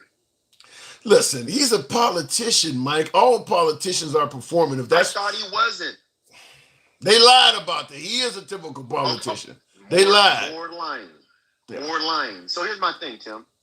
Not only was it performative, Tim Scott was performative for him. Yeah, but I'm going to play whataboutism on you. You got Hillary Clinton talking about she keep hot sauce in her purse. You got Nancy Pelosi wearing African garb, dancing with natives in Africa. They all perform. I mean, they all do that, Mike. You can't hold Trump accountable for they all do it. That's bullshit, Tim. And I'm gonna tell you why. If you can tell me that those two that you just named have stood in a crowd and said, "Oh, it's with the light in my face, it's hard to see. I can see the black ones." Has any one of them said anything? Nope. You brought it up. No, you asked me, have they ever I'm telling you, they've done things that are performative. Now, they've done some things that are not, they haven't went off the deep end like Trump in many areas, but I'm just simply saying that's my point though, Tim. That's a different point. It wasn't. Yes. My point literally was when is he shown any four of those characteristics? When? I just gave you an example. You just didn't like it. Well, again, was it performative? Because listen. Hold on. Here's what I'm saying. In order for you to say that moment showed character, showed morality, showed integrity, there would have to be substance to that moment. You know, the only time I can think of okay, hold on. I don't know that. I don't know if he found her a job or not, but I will say this. What do you think, Tim? Come on, Tim. What do you think, Tim? Exactly. Okay. Let me just say this. Let me just say this. The best example I can come up with of a politician showing integrity while not being performative is John McCain taking that microphone out of that old lady's hands who said she would not vote for Obama because he's a Muslim. He took the microphone out of her hand at an all-conservative town hall and stated, "No, he is not a Muslim. He's a good guy. We just disagree on things." That's somebody showing integrity and not getting any kudos for it at all. That audience didn't like Obama. So he defended that audience to a bunch of conservatives. Now, that's something, unfortunately, he's dead now, but that's a politician showing integrity while not being performative. And I would argue that John McCain, although I didn't agree with most of his policies, throughout the whole campaign, he showed integrity. Yeah. He did, right? I'm not saying that politicians aren't performative, Tim, but what we were talking about is morality, integrity, character. He's shown none of that shit. Well, Trump shows character. It's just he has a boisterous, insulting we know what his character is just not good, but he shows plenty of character. Come on, now you fluffing. When do we ever? Let me ask you this: when do we ever equivocate on character and then say, I mean, he shows character, he's just full of shit, or he shows character, but when do we ever do that? I'll give you that. I do got to move it on. I'll give you that. His character is flawed. I mean, but at the same time, they favor what he's doing for the country, and they don't give a shit about his character. But the they I know, and the they that don't care about his character are the they that are racist. They're the they that are bigoted. They're the they that are selfish. They're the they that will profess that this movement that they have going is for the betterment of the people. Meanwhile, farmers in Arkansas, farmers in Nebraska, now they want to sue the Trump administration for doing what they voted for. Now, there's one or two things happen. They didn't read and understand it, or they didn't believe it was going to ultimately impact them. It's the latter. I think most of the things that are hurting Americans that Trump is doing is the latter of what you just said. They thought that this stuff was going to be done to somebody else. They voted for Trump. He's doing what he promised. They just didn't think he was promising to do it to them. That's what I think it is. It's the latter. I got to move it on, though, Mike. Appreciate you coming through. Hey, man. Oh, by the way, I want you to take off that. I want you to take off that Fat Albert orange shirt. I wasn't gonna say nothing. Tap the screen, share the live. I'm out. Tap the screen. He is right. Tap the screen. Share the live. Get us on up to about 50,000. This is yet one of my own personal THL shirts. Is emblemed or monogrammed or whatever you want to call it. It's stitched right on through. I paid good money for these shirts, multiple colors. I tap the screen, get the likes on up. Good evening, Miss Mo Better. In the comments, Alex says, I work with DHS and Department of Defense. Wouldn't mind calling in to express express opinions and answer any questions I'm allowed to. Can't find the number, though I reached out to you in Instagram. Well, excuse me, that came out of nowhere. What I was going to say is, if for those who want to call in, you got to go on TikTok or Instagram. I'm having a biting moment. I'm losing my mind. You got to go. There's no phone number. I'm working on that. I would like to do that, but I'd have to get more donations and shit to the program. This is a free program. I don't get a whole lot of donations on here. Maintaining an 800 number would obviously cost money. I'd happily do it. But then I'd have to be on subscribe only or something like that all the time. But otherwise, you can go to Instagram, The Handsome Liberal, or you can go to TikTok, The Handsome Liberal, and I'll bring you up from that area. But the 800 number is something I would love to be able to do because I want to talk to more MAGA, and that would probably be an avenue. By the way, I do have an X and Truth Social platform. I am going to try to start going live on either X or Truth Social. If you will, if you actually are if you do use Truth Social or X, do your boy a solid. Follow the Handsome Liberal on there as well. We are on those two platforms as well. I do post some content. I'm just getting into X and in Truth Social, but I am on there. Somebody says not a bite moment. I have a product I only can get from Canada. I paid twice the amount in tariffs than the product cost. Damn. Did you vote for Trump, CC? Because, I mean, obviously that's something we cannot blame on Biden. How do I call in via those applications? There should be at the bottom of your screen, there should be a picture of two people on Instagram. I know on TikTok you got to have a certain amount of followers, but if I see you, I'll bring you right up. They don't call the billions in farmer bailouts socialism or welfare. No, they don't. They don't favor, tuition forgiveness or universal health care or sending money to the Ukraine or USAID. They don't favor any of that shit that those people really need. But the minute the farmers get in trouble, now they want us to bail them out. Like I said, it sounded great when it was happening to other people, but now that it's starting to happen to them, just like right now, we're hearing this whole thing about, when Democrats protest sending the National Guard into U.S. cities, well, that means the Democrats are for crime. You don't want the National Guard to go in there. That means you're for crime. I had somebody Instagram me or DM me and say that. I was debating with them back and forth and talking about how I don't like Chicago being flooded with flooded with the National Guard for a couple of reasons. One, I don't think it's going to solve anything. Two, Chicago's not number one on the worst cities list. I don't know why he's starting with Chicago other than he is gung-ho for Chicago, some form of Chicago derangement syndrome. And the viewer pushed back and said, see, that shows Democrats are for crime. And so I asked him, I said, well, you guys are against universal health care because you believe that, okay, it doesn't matter how much it costs to send the National Guard into Chicago. If it'll save one life, the cost is worth it. And I asked him, I said, why didn't you have that same notion when it came to universal health care? If it'll save one life, it's worth it. You think giving Americans health care wouldn't save lives? If it'll save one life, it's worth it. No, that means you're for sickness and death then, right? So he didn't like that pushback. But that still was my argument. If you're going to say that Democrats being against the National Guard coming in U.S. cities means they're for crime, then if you're against giving people universal health care, that means you're for sickness. What's the difference? And of course, he didn't like that. Looking in the comments, though, somebody says black cities, huh? Well, if you're going to go to cities with the highest amount of crime, chances are there's going to be a lot of black people there because it's going to be a city where there's a lot of poverty and things like that. And just the way this country was founded, it was founded to keep black folks impoverished. So if you go to a city with a lot of crime, chances are it's going to be poverty and it's going to be black people there. We're not here to go to crop picking. Bro, tell us what is going on. What are you talking about? Asian Americans voted for Trump due to the economy, public safety, crime, worried mass deportation, and religion. Well, they voted for Trump for the economy, and many are suggesting they're not even happy with the economy they're getting.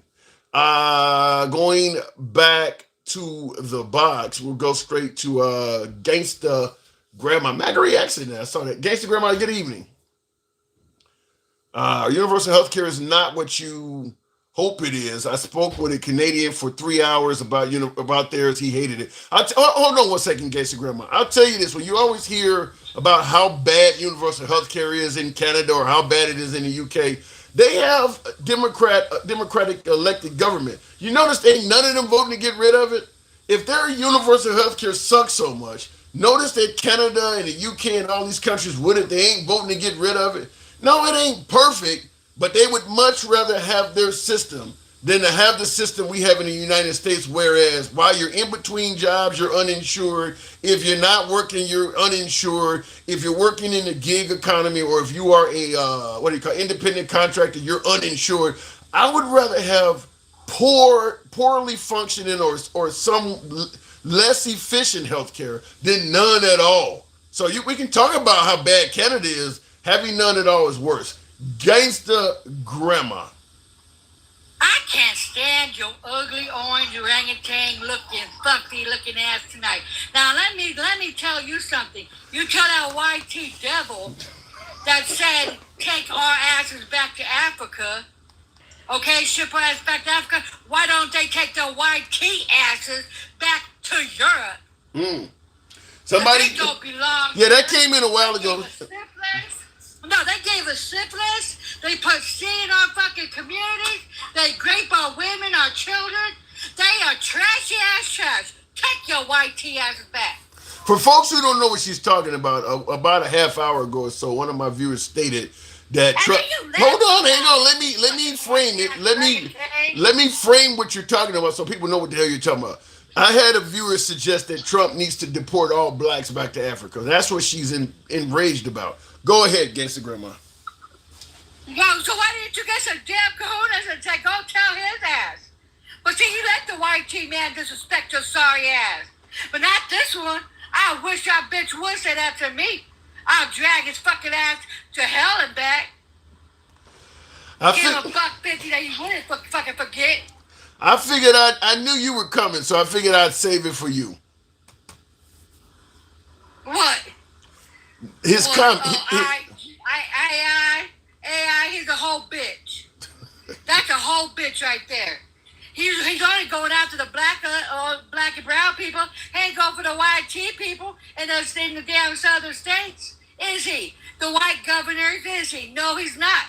Well, wait a minute. I disagree. He's now talking about sending in the National Guard to New Orleans. That's a white governor in a red state. Oh, Oh, he's talking about it. Oh, poor Pookie. Does he want a cookie? Motherfucker, they're gonna wallywop his ass right back out. Well, he did say it. He did say, by the way. Well, what he said and what he's gonna do is two different fucking things. Like he did. He unalived. You know what? Let me tell you. You know how stupid these little maggots are? How pathetic these maggots are? Okay? Let's how stupid these. Let's have some education on the D. What are you talking about? Okay? What are you talking about? On some D dealing? Okay?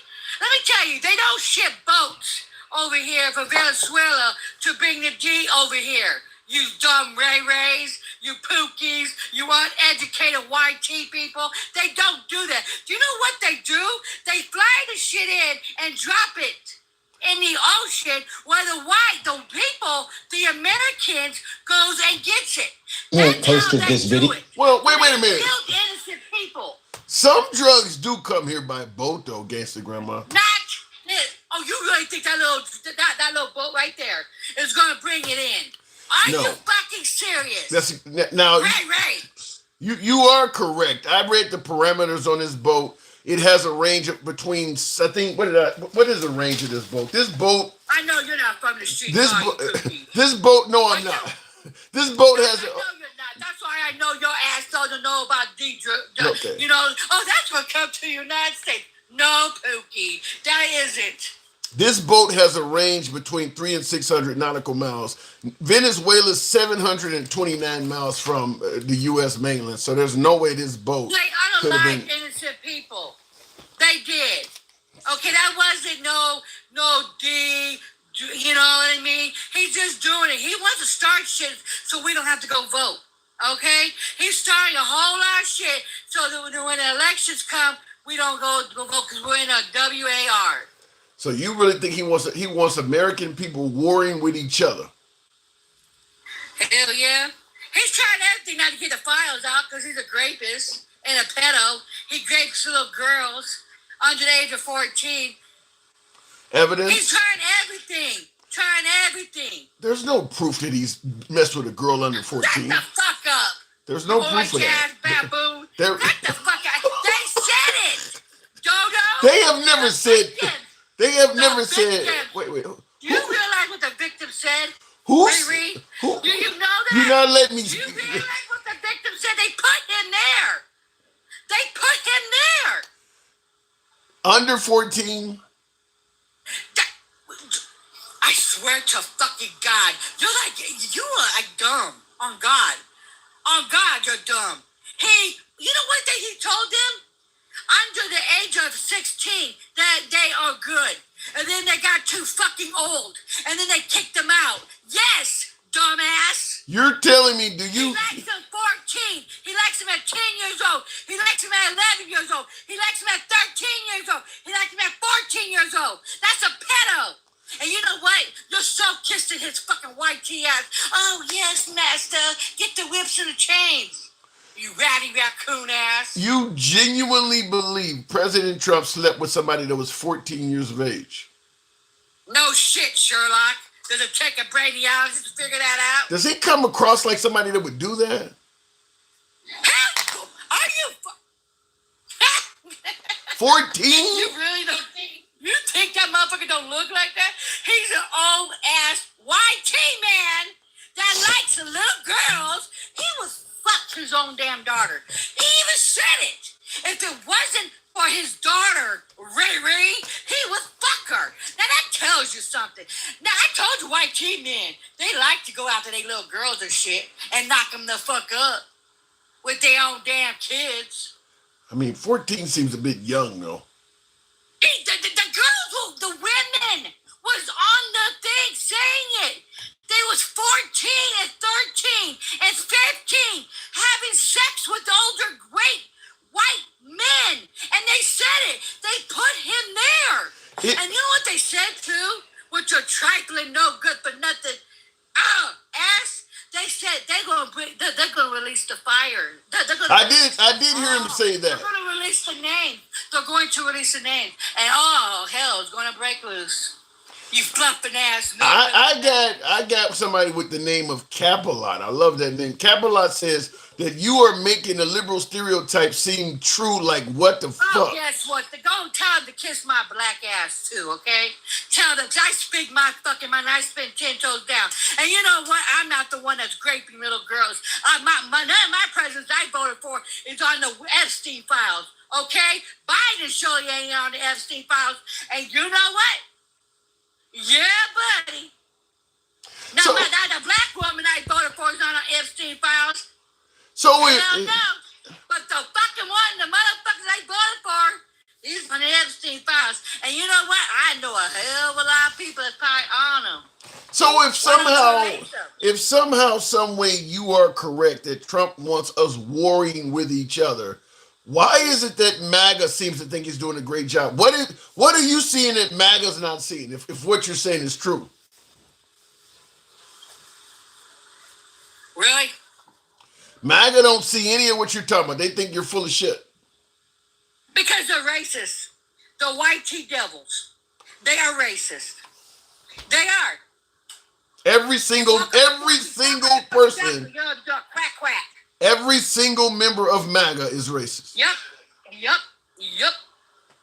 They know what he's doing. They know what he's doing. They know that he's doing the constitutional shit. You know what I'm saying? He did the border so good. No, dum-dum. He's breaking the law while he's doing it. He won't let them come in and claim asylum like it is under the Constitution. He won't let them do that. He won't. So that's breaking the fucking law. So it's not secure, dum-dum. I don't know. Some people, I mean, like for instance, some people are pushing back. Truth Hurts Her says, yeah, Granny is full of shit. Sounds like she got shit in her mouth. So some people are pushing back. You know what? His mama probably shit in his mouth. His mama should have aborted him. Well, he's a waste of fucking nut. He's white trash. Amen. Hallelujah. A waste of fucking nut. Back. I've never heard of that. A waste of fucking nut, huh? Jesus Christ, Granny. Yeah, he's a waste of fucking nut. His mama should have aborted him. It's a waste of a fucking nut. His mama should have swallowed him.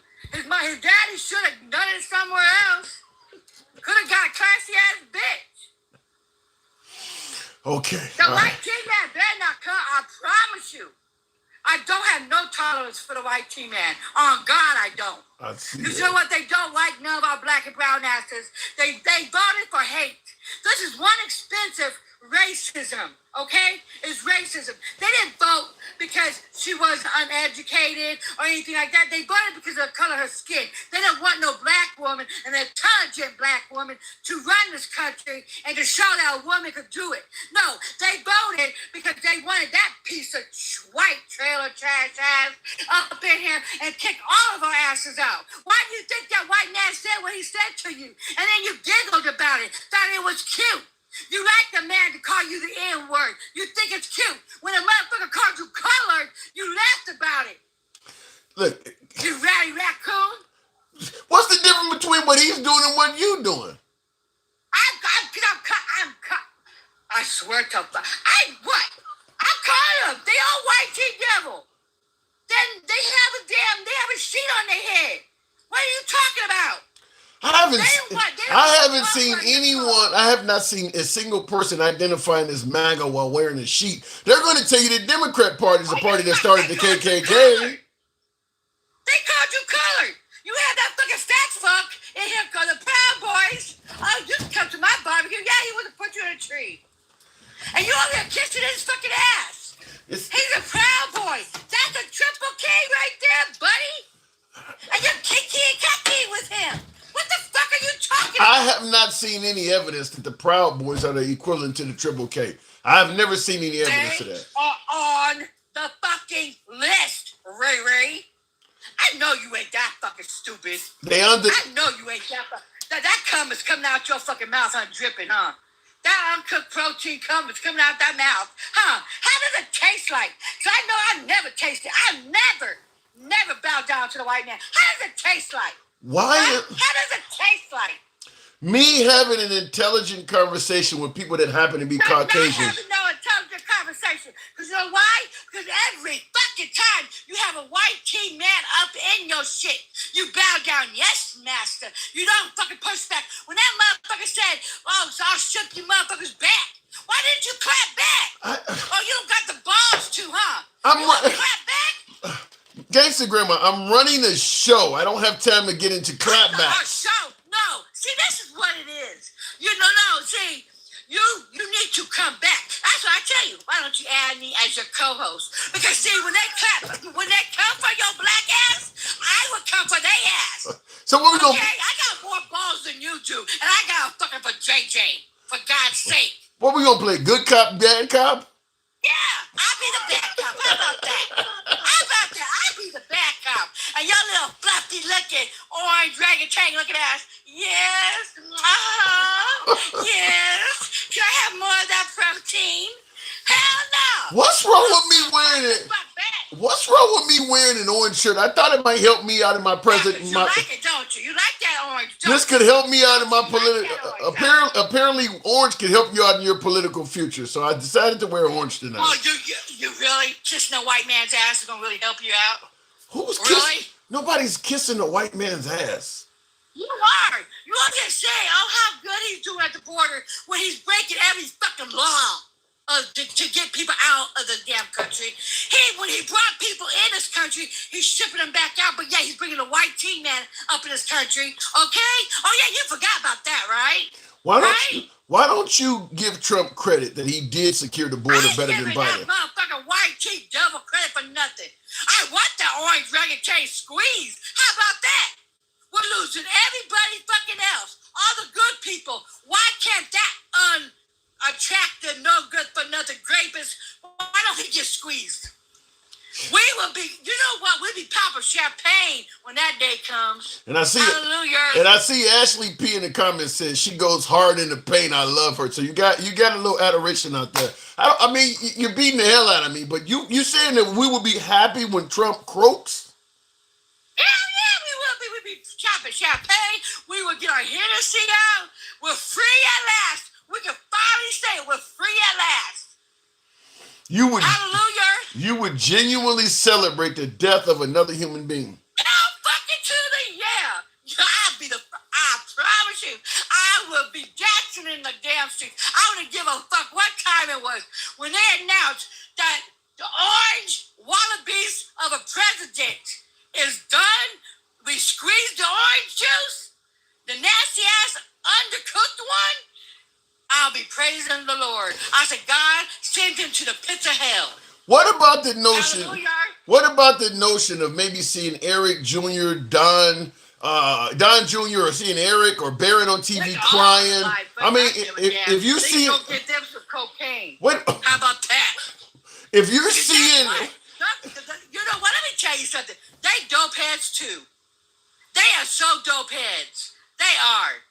Trust and believe. His son Barron is barely an adult. If that kid's on TV crying, you gonna celebrate that? I don't give a fuck about his son. He don't give a fuck about our kids in schools and shit. I don't give a fuck about that white kid.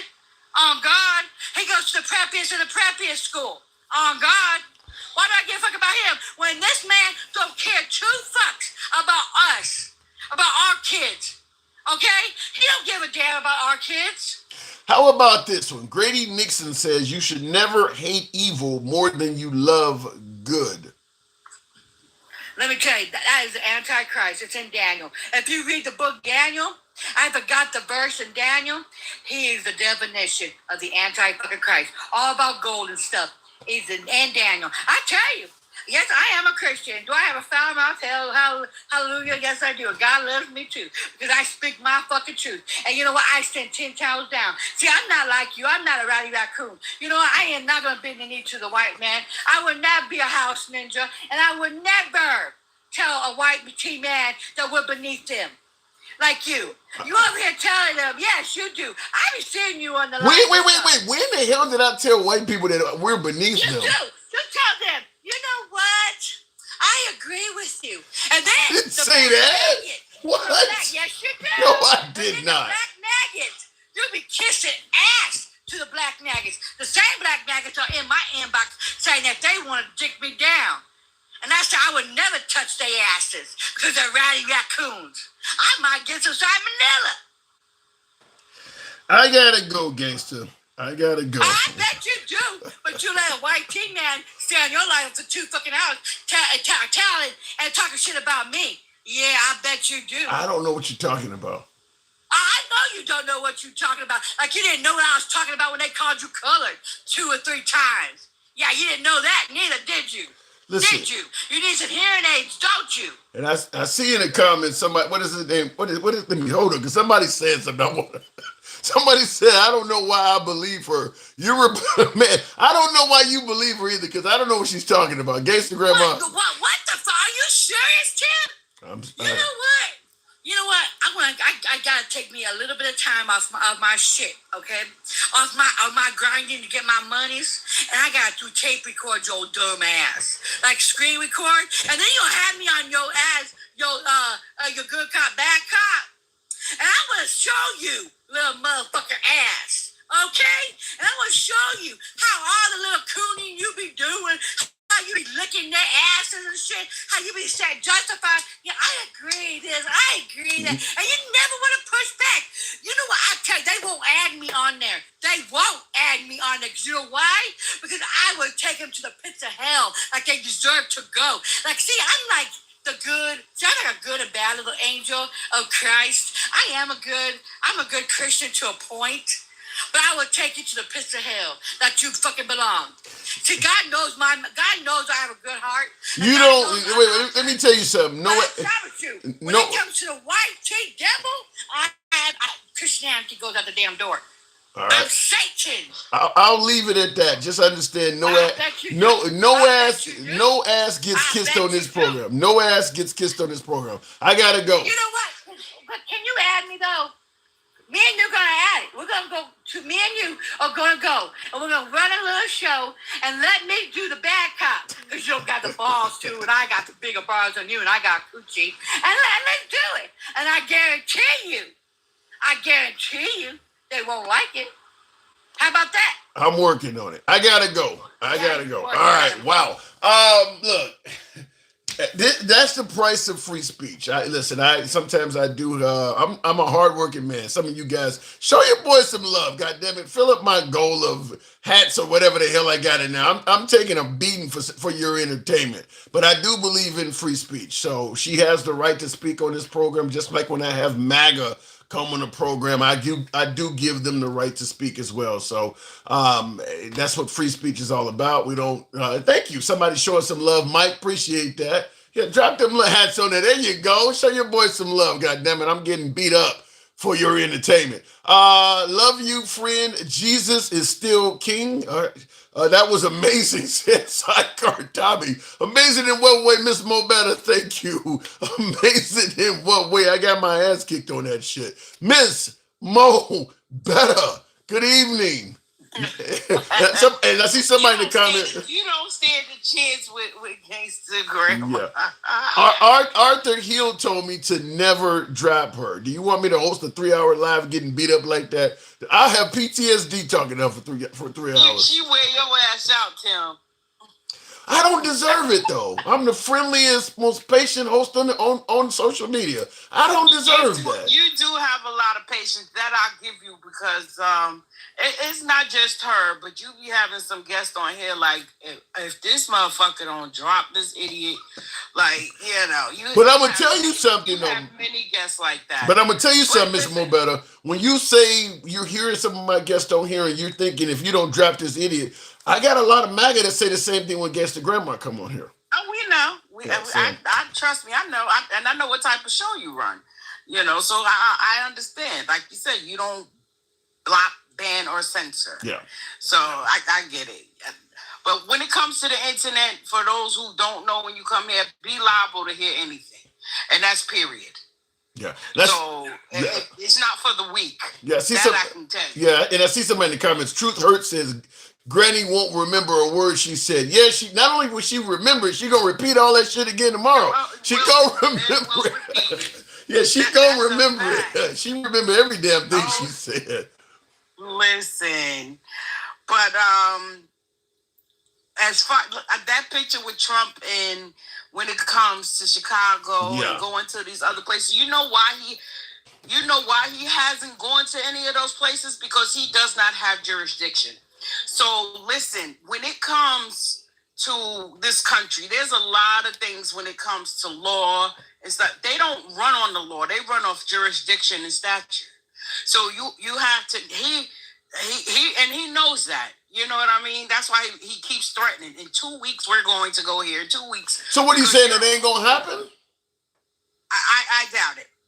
Chicago. So what happens is he's hoping that Chicago themselves or wherever he goes themselves cave in and say, all right, you can come in, because he still has to be allowed in by that state. He can't. Chicago is never going to let Trump come in. They have no reason to. And that's exactly why he's not there. Yeah, they're not going to let you. That's exactly why he's not there. So, I hear you keep giving him credit for the border being secured. And let me tell you something. We have more turmoil going on here in our country with the border being secure than it was when it was open. So that goes to show you the border was not our real problem. The immigrants are not our real problem. They might have a few coins here and there, but they're not the issue. Well, I'm gonna push back. Let me push back and put on my MAGA hat. When you say that, I thought that shit was burned in the video the other day. Yo, God damn it! I got so many fucking MAGA hats. I got Trump as right hat. I got hats everywhere. But let me just say this. In regards, put that shit down when you talking to me. I don't want to. You sound like lower your motherfucking voice when you talking. No, what I was going. Put that shit down. No, what I was going to say. I don't forget. You threw me off when you said that. What the hell was I about to say? I was about to defend Trump. I was about to defend Trump. I can't remember what we. He's about to push back on some shit that's bullshit. When I tell you that the border. Oh, I know what I was about to say.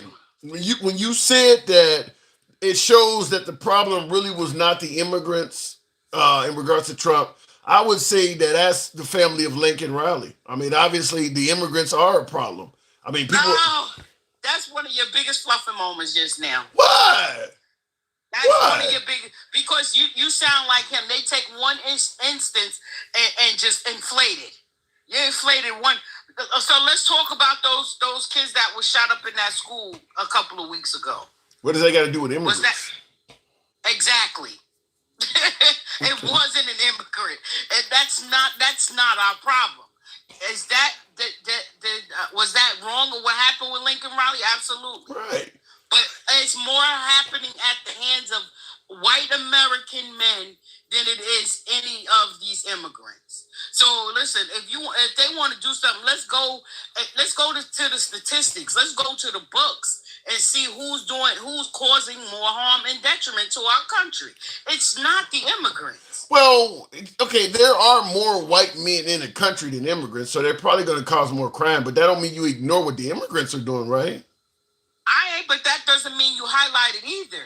That doesn't mean you just highlight that either. Highlight that bullshit that's going on because you don't want to talk about the gun issues and stuff that we are having here in this country.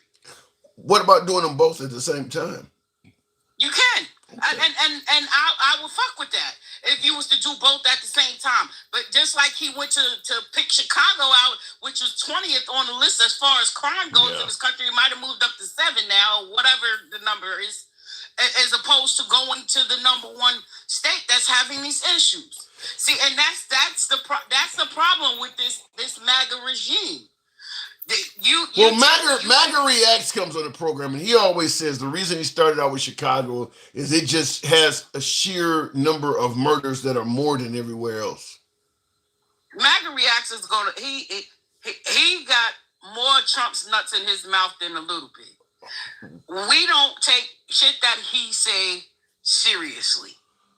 Matter of fact, he need to find something else to do with his time. Go color or something. We'd rather not hear from him. Well, I like he's MAGA. I want to hear from MAGA as well. I don't get as many MAGA, so I want to hear from MAGA. Well, I get it.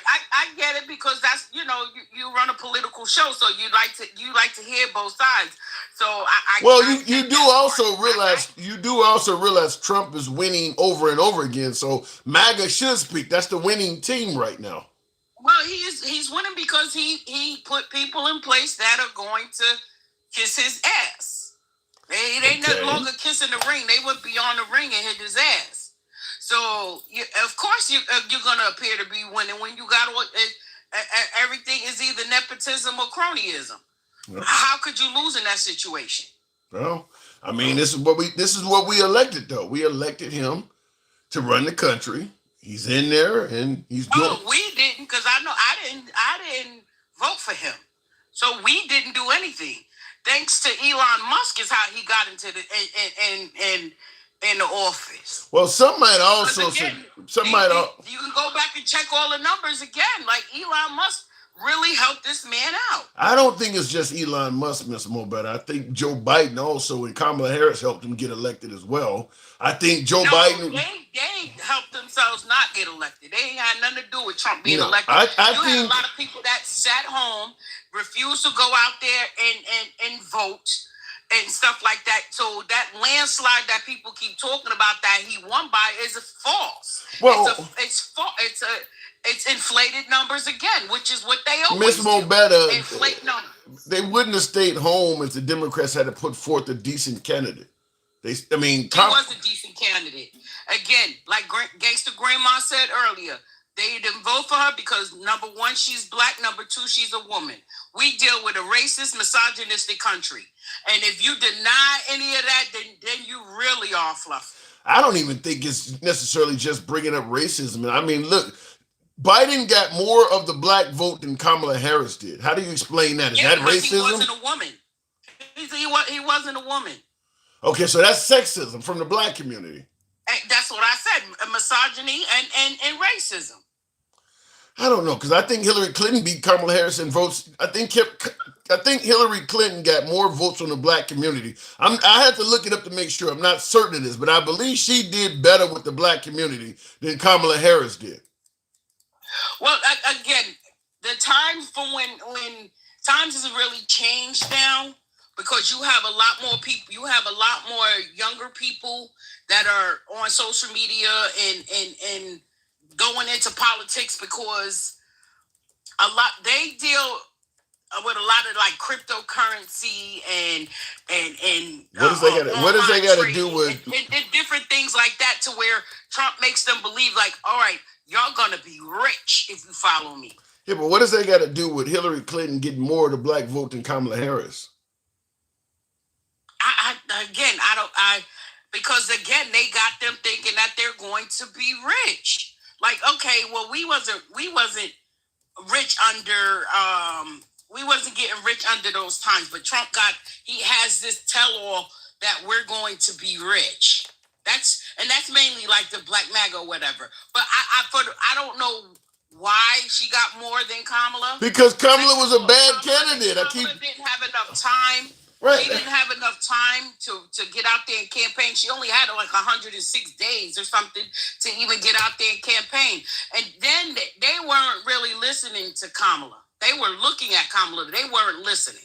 But that's what I keep telling you. A lot of that shows why Kamala, and that's why I said I don't just blame Trump's victory on racism or sexism. I blame it on the Democrats put forth bad candidates. First of all, Biden hurt the Democrat Party by refusing to step down for so damn long. And then Kamala Harris got up there. She just did not run a good campaign. She avoided a lot of shows, didn't do a lot of interviews, didn't say the right. She avoided those shows, Tim, because people were only looking to eat her up. They were not looking to listen to what she had to say. They had already counted her out even before her not going in. They were counting her out as soon as they announced her as the running mate. Oh, nobody voted for her. That's not how the process works. I disagree. Trump, they didn't vote for Trump either to be the candidate. That's not how that works. Well, the DNC and the RNC, they choose and then they accept the nomination. It's not a vote for the people yet. They have to work up to the vote. So people just don't, they're not understanding how this process works. I think the fact that she's avoiding going on podcasts and things like that, I don't think it worked well for her at all. And then she goes on The View and says, I wouldn't do anything different than Biden did. You can't blame that on sexism or racism. That came out of her mouth. Again, yes, she did say she wouldn't change it. And that's because what Biden did, it was working, Tim. But then she had her own sets of values that, and so you think she answered that question right? That added. You think when she said I wouldn't change anything that Biden was doing, you think that was the right answer to give? Absolutely. What's she going to go up there and say? Oh no, I'm going to change everything he did because what he did was working. Tim, you think what he was doing on the border was working? He had. Listen, she had the first-hand information when they went and presented these bills and the Republicans shot it down. What do you expect them to do? Not only that, they keep saying that she didn't go to the border. She did not only go to the border, she crossed the border. They went over there and set up programs in these other countries, taught them how to farm and be self-sufficient over there and told them not to come here.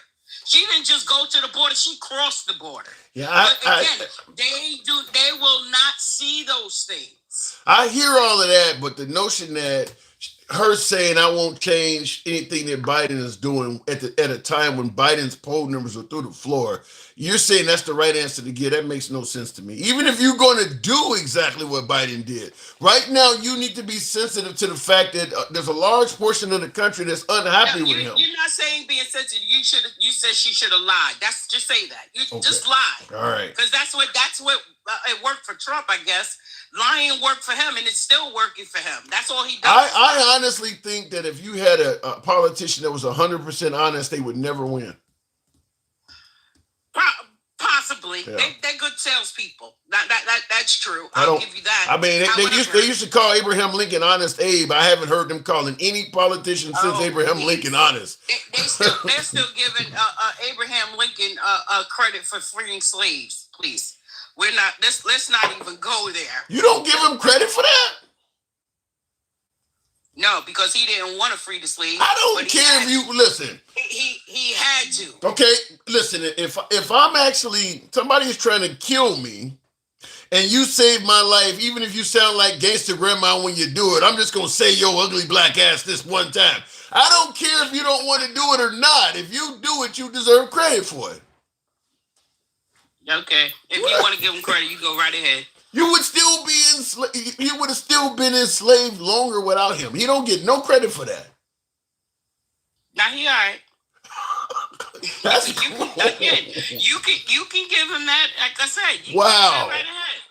Listen, I know he is quoted as saying, if I could end a civil war without freeing a slave, I would do it. If I could end a civil war by freeing every slave, I would do it. I get that he didn't want to do it. I don't think Lyndon B. Johnson wanted to do it either. But at the end of the day, if you do it, it wasn't going to be done without you. You deserve credit for it. Yeah. Okay. Thank you. I guess. Thank you. I appreciate it. That don't sound very appreciative, Miss Mobetta. No, and it doesn't. You know why? Because they make people think you got to bow down to that. Almost. When you want me to thank you for freeing slaves that should have never been slaves in the first place. That's like crabs in the barrel. But they were slaves before Abraham Lincoln was born. I ain't got shit to do with why slavery existed. I'm ending it. So what? So what? That sounded. I mean, I'm looking at it like this. Here I am. I got all of these Southern idiots trying to kill me and shit like that. Here I am freeing you Negroes, and you can't even give me credit for this shit. You know how much my goddamn life is at risk for freeing you Negroes? I can't get even some love for doing that. Welcome to our world, then. Oh how my about God, that's cruel. That is cruel. Get that man his love. I'm sorry, you can call it what you want, Tim. That's fine. That's fine. At least I ain't say you was fluffy. Okay, that is true. That is true. All right, Miss Mobetta. I didn't call you a fluffer. That is true. You drive a hard bargain. You drive a hard bargain. Mr. Showman, Trump, and all of these pictures and shit they putting out. That's a whole crock of shit, Tim. Again, they know he ain't there because he doesn't have jurisdiction over a lot of this stuff that he's putting in. And he talks so much shit about Obama signing executive orders. Everything Trump does now is under executive order. That is true. You cannot put a microphone in front of Trump's face without him blaming Obama or Biden for something. I mean, they talk about Trump. They talk about Trump derangement syndrome, but if you ask anybody on the right, give me your definition of derangement syndrome. Don't say Trump derangement syndrome, because you got to be able to have it for somebody else. Give me your definition of derangement syndrome. You'll quickly find out Trump has those symptoms. They just don't call it out. Mr. Mombetta, I got to go. Appreciate it. All right. Good talk. Good talk. You drive a hard bargain. Mr. Mombetta don't make it easy. She's a little gentler than Gangsta Grandma, but she's a tough cookie. Anyway, looking in the comments, show the files. CFC dig, they're not going to show the files. They're not going to show the, do you guys think that Congress, because Congress has to pass Congress is the one that they're trying to get to pass, pass legislation requiring that everybody see the Epstein files. Do you think that Democrats are going to get enough Republicans to pass that? Now, I believe the Republican Party has already indicated that anybody that votes in favor of that will be taken upon as threatening to the Republican Party. So they're already kind of threatening Republican congressmen and women that if you vote to show these files, that's your ass. They're already threatening them. I don't think they're going to get it. And by the way, yes, I can see you, Modelo. I can see you. If you want to be seen even better, toss a little bit of support. It makes the screen turn colors. I'll see your comment absolutely for certain without a shadow of a doubt on YouTube because it turns the whole screen colors. Speaking of which, Tim, somebody said I'm 1 million part of the problem. Thus, all has been obvious for years. I think I saw that before, Joe. No, but I lost my train of thought. But no, in regards to the Epstein file, that's what we're talking about. I don't think that the Democrats are going to get enough votes from the Republican side. I think Trump's threats have a lot of weight behind them. I think Trump can threaten a lot of the members of Congress and get them to do whatever he wants. It's pretty clear that there are a large portion of the Republican Party that's at the national level.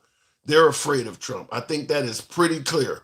Now, they could be afraid of Trump because of, harm that they perceive may be brought upon them. Actually, somebody threatening your life or something like that. Or in some cases, it's just job security. If I go against Trump, he's going to primary me and I'll go by way of Liz Cheney or Adam Kinzinger or Mitt Romney or any of the other Republicans that went against him. So I do believe that a large portion of our national Republicans are afraid of Trump. So he can pretty much do anything. They're going to kind of stand down because that's kind of what Congress has been doing. I mean, a lot of his executive orders, Mr. Mobetta, my last caller, is correct. A lot of his executive orders should have been done by Congress. Certainly sending the military into major American cities, that should never be left up to just one man. Now, the notion that crime in Chicago is so bad you deem it an emergency. Crime in Chicago today ain't that much worse than it was a month, 2 months, 3 months ago. It's not like Chicago all of a sudden had this huge spike in crime over the last 2 months. So if you can deem the crime in Chicago currently as an emergency, considering it's coming down somewhat according to the people in Chicago, that means it was actually worse this time last year. So that means there's been an ongoing criminal emergency in Chicago for months, if not years. Why do you need to rush it? Why not use Congress? The emergency ain't going nowhere. You don't need to do this unilaterally. I mean, if it's that serious, it ain't like the crime in Chicago's been getting, like spiking.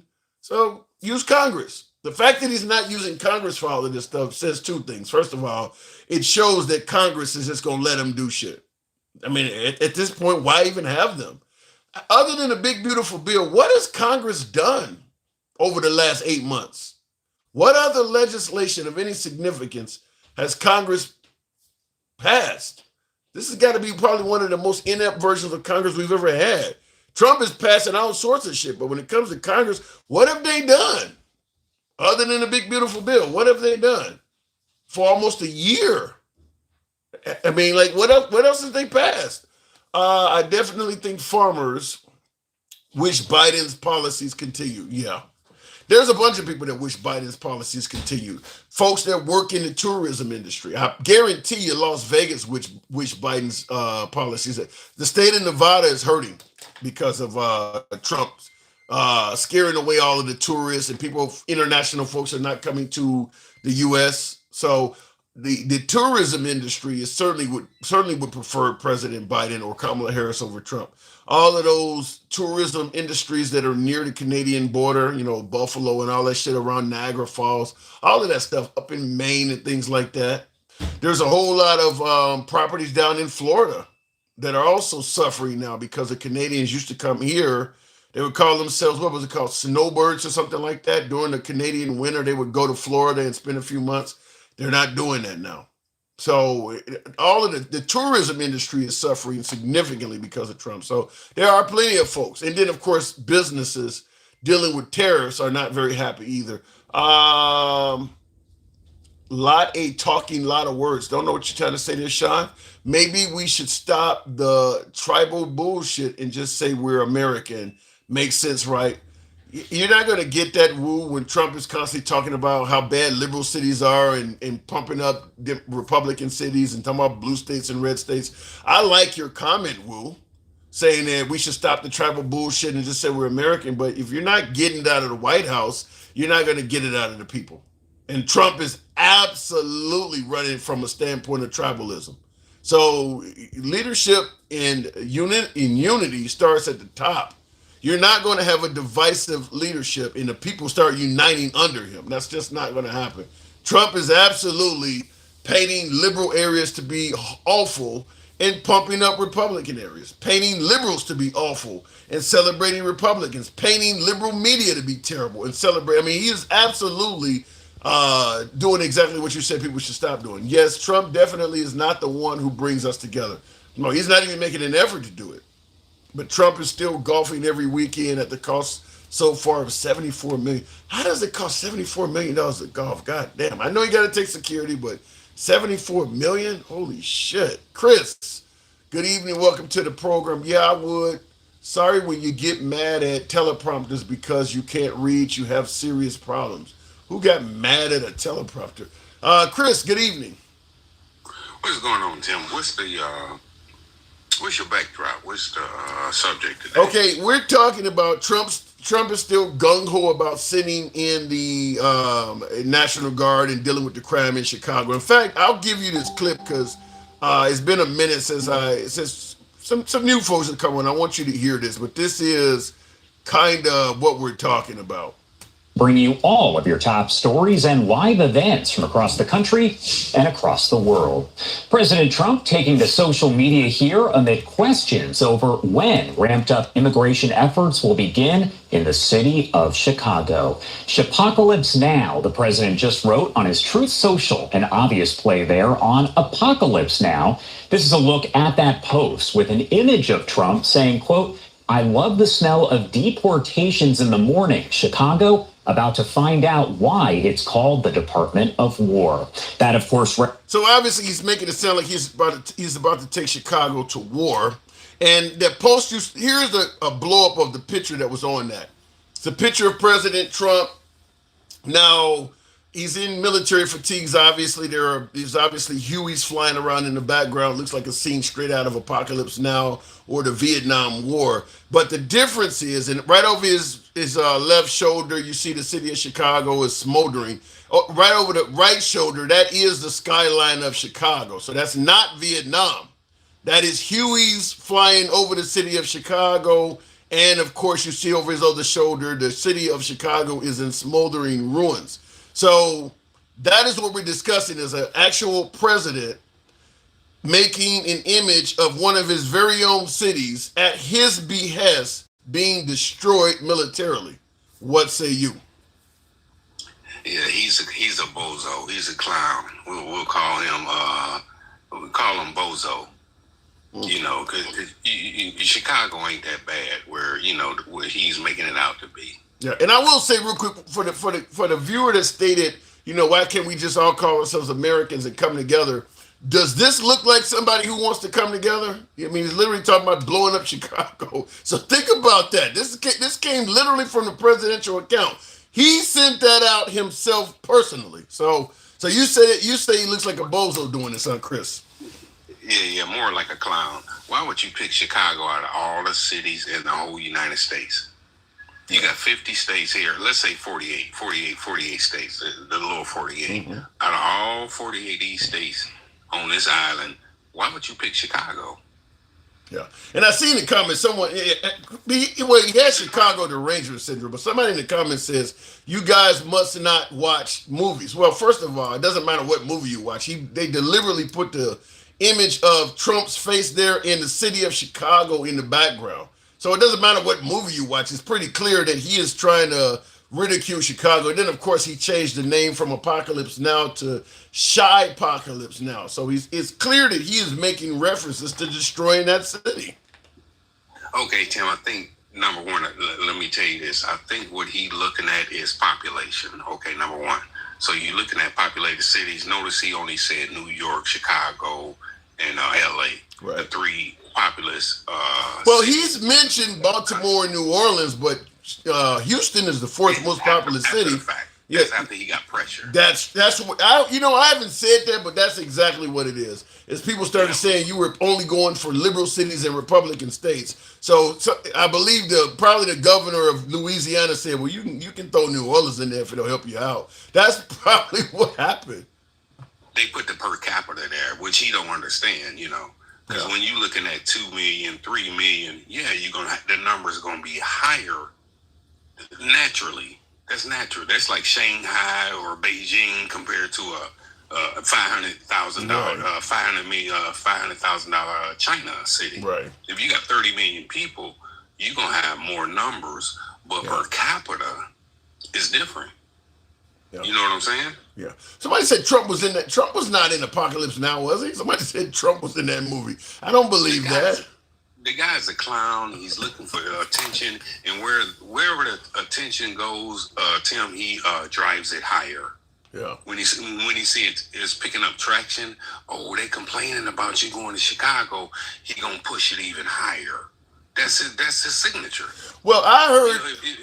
I've had MAGA tell me one of the things they like about Trump is with Trump, it's like Christmas every day. It's not that he's making their lives much better. It's the sticking it to the liberal part that they get to celebrate. They like the trolling. They like him insulting, sending out mean tweets, attacking liberal celebrities and things like that. So with that, from that standpoint, for MAGA, dealing with Trump, it's like Christmas every day because he's attacking people we don't like, and we love that. That's true. They get a kick out of it, which is stupid. If you think about it, which is stupid, because he's not addressing the real problems of the United States. Yeah, he's not. Not only that, but then the same folks that celebrate the liberal tears or $2 gas and mean tweets or fuck your feelings, the same folks will then turn around and say, why do we have to be so divided and tribalistic? Why can't we come together and call each other Americans? Like, you didn't see what you were just talking about at the rally? I mean, so I don't think they realize the contradiction in it. And let's look at this issue with Venezuela. That boat, the little small boat, very little small boat. And you have to take the whole boat out. Come on, man. So you got big Navy ships. You could have intercepted that boat. You don't have to take the whole boat out, bro. And then now you sending 10 fighter jets over to F-35s, to talk about in the Caribbean. For what? What happened to no new wars under Trump? He seems gung-ho to get in the fight this time. This is what I'm saying. The dude is I don't know if his head is there, man. I think he could be like, well, I'm on my last leg. I'm gonna do whatever I want before I, check out. It could be that. Think about it. I mean, I don't know, bro. Jeez. Well, I mean, because ever since I'm serious.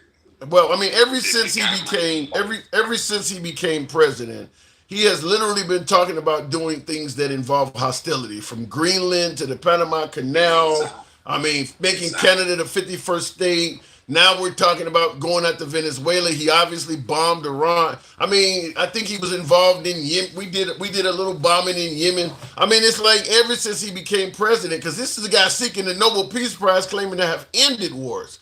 But he is launching a significant. I mean, only 8 months he's done all of this stuff. Exactly. Not even not even a quarter of his term yet. Right. And then can we do this another 4 years, 3 years? Do we have a choice? You can move out the country. Would you ever consider leaving? I sure would. Yeah, it's something that's, because I lived overseas and I've seen other places and better. I've considered it too. I don't know if I would, but I've already lived overseas for a number of years, and I'm not closed to it. I'm not closed-minded to it. I mean, if I can find happiness or freedom or peace of mind somewhere else, I'm not close to doing that. Right now, I'm able to find most of that still here. But if it starts looking like the walls are closing in on me, I'm not opposed to being an expat. Well, yeah, it's not for everybody, Tim. I know that it's not for everybody. I mean, if you somebody that travel the world, then you have more of an open mind. But if you somebody that just travel within the country, you're gonna have second thoughts, like because you don't know what's out there. Yes, you have no idea. But here's the problem, though. If for anybody that has that fear that Trump is somehow going to become a dictator or do some crazy shit like that, people need to realize one of the core tenets of dictators is they don't let the citizens leave very easy. I mean, you're never leaving if you're a citizen of North Korea, you can't leave. I mean, if you're a citizen of Russia, it's not that easy to leave. They don't let you just leave and come and go. Exactly, and that's the thing about it is before it get too bad, leave now. And I know that's kind of Yeah. I'm not trying to be scaring nobody or nothing, but that's the thing about it. Like you say, you wait too long, it's too late. You're stuck. Yeah, you don't just get to leave. You're right. He'll make it where your passport ain't no good. Right. Not to mention, if we keep going down this path of isolating folks and making enemies out of folks, and for some reason we start looking like we're going to be involved in a big military conflict, you need the people to stay maybe to participate in the war too. So yeah. That's another thing. And then certain countries you go to, they don't want you. Yeah. Oh, you from USA? You can't come here. That could be another problem. Yeah, I got a friend right now that left the country and is overseas, and she said that she's went places and the hostility towards Americans is already there. There are places out there, because we're telling people get the fuck out of our country. If you can't speak English, leave. And so they're starting to tell, there's a whole lot of American expats that live in Europe. They don't speak German and French. There's a whole lot of Americans living in Europe that don't speak the languages of those countries. So what our people going around saying, if you don't speak English, you shouldn't be here. I mean, some of them folks are seeing that, and they're well, shit, we're going to tell it to the Americans that come over here. Exactly. So they see how I feel. Yeah. And it's not a good feeling. Yeah, because English is widely spoken in Europe, so you can navigate fine just speaking English. But fact is, if you live in Germany, the main language is German. If you live in Sweden, they have their own language. I mean, you live in France, the main language is French. So yeah, if we start telling folks that you need to learn how to speak English or get the fuck out, and they got access to Sky News and Fox and stuff like that, and they're seeing the lack of empathy that our people are having, they're going to start telling Americans that are in their countries the same thing. Exactly, and that's one thing I was saying too is a lot of countries, a lot of citizens don't understand is people from other countries can see our news better than we can see it. Yeah, they countries have websites. You can stream and see all America. They can see all Trump's all his conversations, every little conversation he have. They can see that. Not only can they see our news, but they Hollywood is a big exporter of entertainment as well. So They're getting our movies in magazines and all that. They're getting all of our media as well. So they're like, for instance, when I moved to Australia, I was amazed that they knew the entire Black experience. They knew all about the Martin Luther King struggle. I'm like, wait, I don't know. I don't even know who leads your country. You know all of this shit from throughout our history. So because our movies and everything go over there. So if America's, you get episodes of Law and Order that say straight from America's headlines. So they know very well what's going on in this country. We don't tend to pay attention to what's going on in other countries unless we're at war with them. But they know what's going on in America all the time. So, you are right. They know this stuff. That's true. These other countries, you want to get rid of slavery here in our textbooks? Them other countries, they already got it documented. Yep. It's already documented because it's been how many years? They already have the information. They're going to teach it. You don't have to teach it here, but they're going to teach it. So, you understand what I'm saying? Do you see Trump as somebody who would possibly be wanting to roll back history or eliminate parts of our history or downplay or whitewash it? I sure do. Yeah. Yeah, I think he would, whitewash it. Yeah. I think he would try to whitewash it for whatever reason. I don't even know, Tim. I really don't know why he would do that.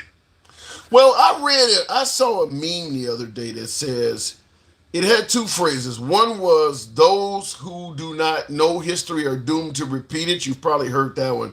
But the second part of it said, those who try to eliminate history intend to repeat it. Now, I never heard that one. Intend. Yeah. If you don't know history, you're likely to do it all over again. If you're trying to hide history, you probably intend to do it all over again. Right. So, that's pretty bogus. Yeah, that was pretty bogus. Well, I mean, that's the thing, though. If you want to do all this shit over again, you would want to hide history so people don't recognize the signs of what you're doing. Because there's a lot of people around the world, and I know MAGA will disagree with this, but there's a lot of people around the world that are already saying that America's starting to look like 1930s Germany. Of course. Yeah, I would agree with that. I hope we ain't going that way, but I can understand why people saying that, because he's trying to erase stuff. And, they see everything we see, Tim. What I'm saying, these countries is thousands of miles away. They don't even speak English, but they getting the same news we getting. And sometimes they get news better than we getting it, because our news is not covering everything. Trump do so much. Everything ain't covered, man. You got to really be digging. You understand what I'm saying? Yeah, because, like, for instance, what's really happening in Gaza, most of our networks are covering that only so-so. What's happening in Ukraine. Our networks are only covering that stuff. Trump, for instance, Trump claims to have ended 7 wars. The wars were not covered in America. If they existed, like he's saying, they weren't. You didn't hear nothing about, but this time last year, when Biden's term was coming to a conclusion, you didn't hear anything about 8 ongoing wars. We weren't talking about this. So I don't know, because he's claiming that all of these wars broke out under Obama and Biden and George W. Bush, but no new wars under him. Like, I don't recall this time last year hearing about 8 wars. So who did they break out under? Because when he was campaigning, I never heard him mention, if you elect me, I'm going to end the war in the Congo, or I'm going to end the war between Pakistan and India. I don't remember hearing anything about this. All of a sudden you get elected and suddenly you're breaking up all these wars that we never heard about. So I'm like, did they start under your term? Because I didn't hear you mentioning them under Biden. Sure didn't. So, I don't know. Now, let me ask you about this. Now, the Korean plant down in Georgia. Yes, the Hyundai plant. The Hyundai. You got a Hyundai. I think they making automobiles. They assembling automobiles, just like a Ford plant assemble cars. Right. And then next door, they are building a battery plant. Okay. So they probably had some of their citizens come over on work visas, right? To help, get the thing going. You understand what I'm saying? Okay. Get the building up and going. You have a language barrier and whatnot. So, yeah, they got 300 or something people that know what they're doing, they skilled, and they trying to get the thing up and going. Because Trump promise, if you guys come over here, I'll give you a break, blah, blah, blah. Okay. But now he busts the plan. Now all these Koreans are in a ICE facility. Yeah, and I heard the Koreans are sending diplomats to get their people back. But if they're in ICE facility, but I mean, were they here on an undocumented status though? Did they have a legal right to be here? The thing is, you got to watch the news, how the news word things, Tim. There were about 500 people arrested. 300 were Korean. Now, what the news is saying that some people came over undocumented, some people came over illegally, some people visa expired. Okay, they're not saying who the citizens were. I believe all the Koreans came over here legitimately.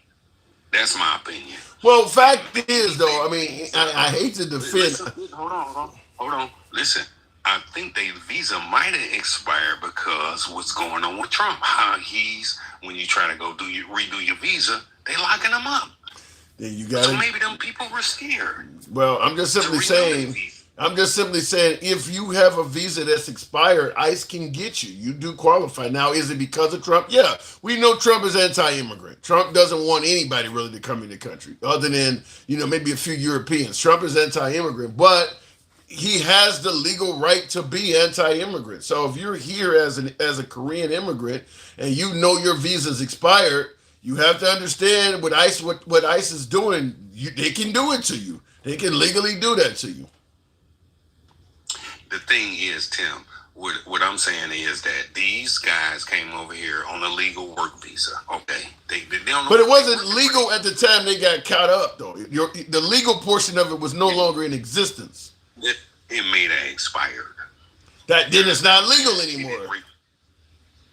I get what you're saying, and do you understand what I'm trying to say? Yeah, they were scared to renew. I hear all of that, but that it is what it is. I get that they were scared to renew, but once again, if the guy has made it so that he's kicking people out, being scared is no excuse. They're going to catch up to you eventually, and they're going to deport you. I mean, he wasn't going to let you renew. That's why you're scared. I mean, fact is, if you're in this country and you do not have citizenship, I'm even talking to green card holders. If you're in this country and you do not have citizenship, even if you've never committed a crime in your life, under the Trump administration, you are not safe.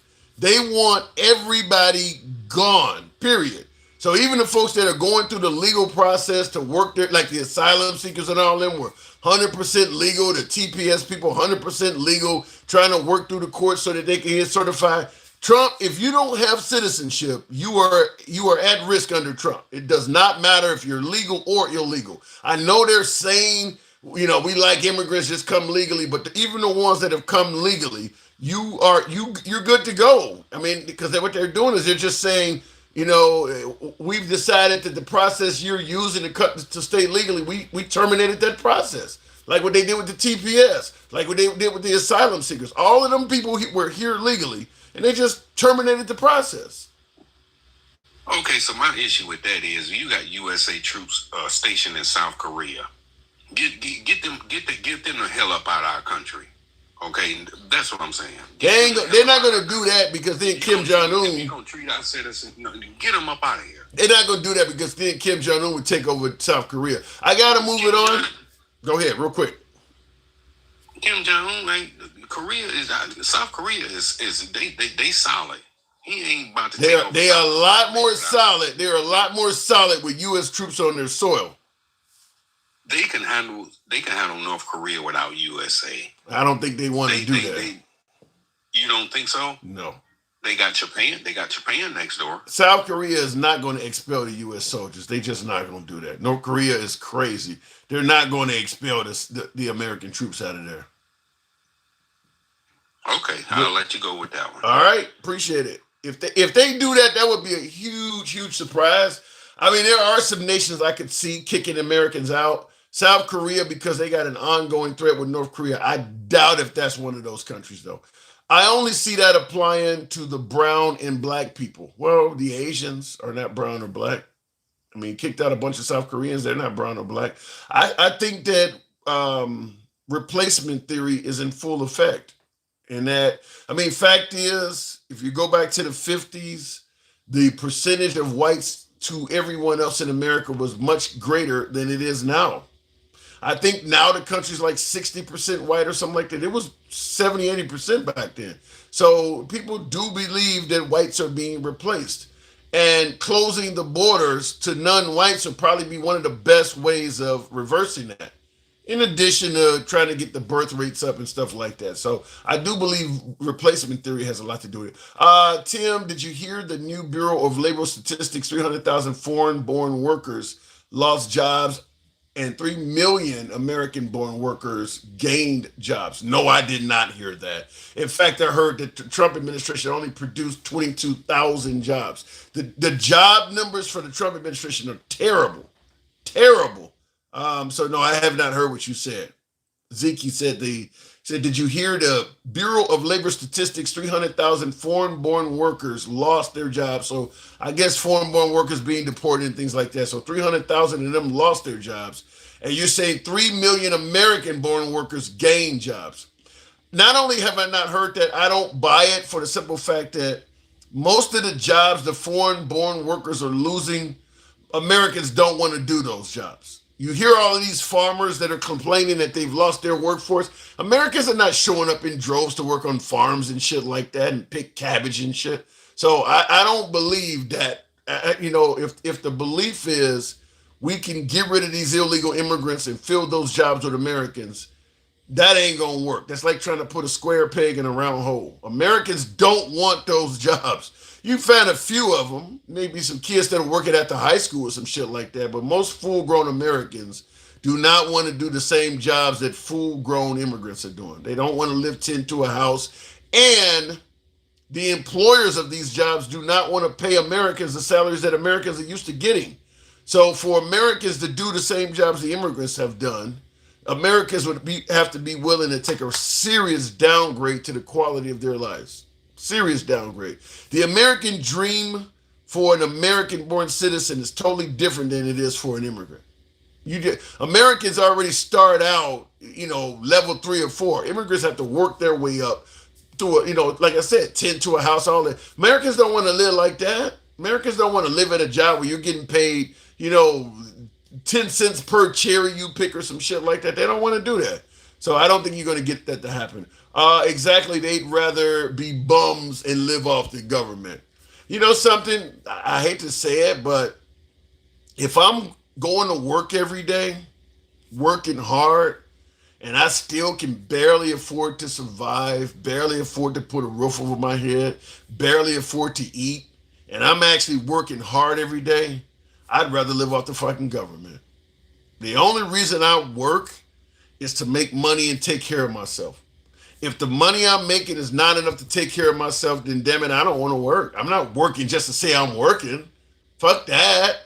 I mean, the money they're making is not hardly even enough to live off of. So yeah, count me in. I'd rather live off the government too. I mean, look, ain't no reward in saying, yeah, I live like a bum, but at least I'm going to work every day. That ain't a flex to me. I don't see nothing great about bragging that you go to work every day and you struggling like that. And that ain't something great. I'd rather be the dude living off the fucking government. Looking in the, by the way, because when you go to work, they're living off of you. This isn't even typical enlightening centrism bullshit. This is the worst kind of opportunism. You really out here pounding replacement theory. I'm not pounding replacement theory. There's plenty of people. Listen, if you're going to try to tell me that there's not a significant amount of Americans that believe replacement theory is real, you can go with that. I mean, I assume you would probably tell me racism ended 200 years ago and all that shit too, but replacement theory is alive and well. I've had many guests on the show who are concerned with replacement theory and admit it. I didn't make this shit up. I didn't know nothing about it until people started telling me about it. So, yeah. Black man calling for slavery is funny as hell. Don't know what that means. No MAGA has ever lived off the government. Yeah, that's bullshit. Let me go back to the box. Continuing on with Twisted 77. Good evening, Twisted. I'm sure you can tell me a few things I'm getting wrong, right? Well, no. Well, how's Trump hurting your feelings today? I'm trying to figure out why would he post a picture of himself among, basically orchestrating Chicago burning in rubble. Uh-huh.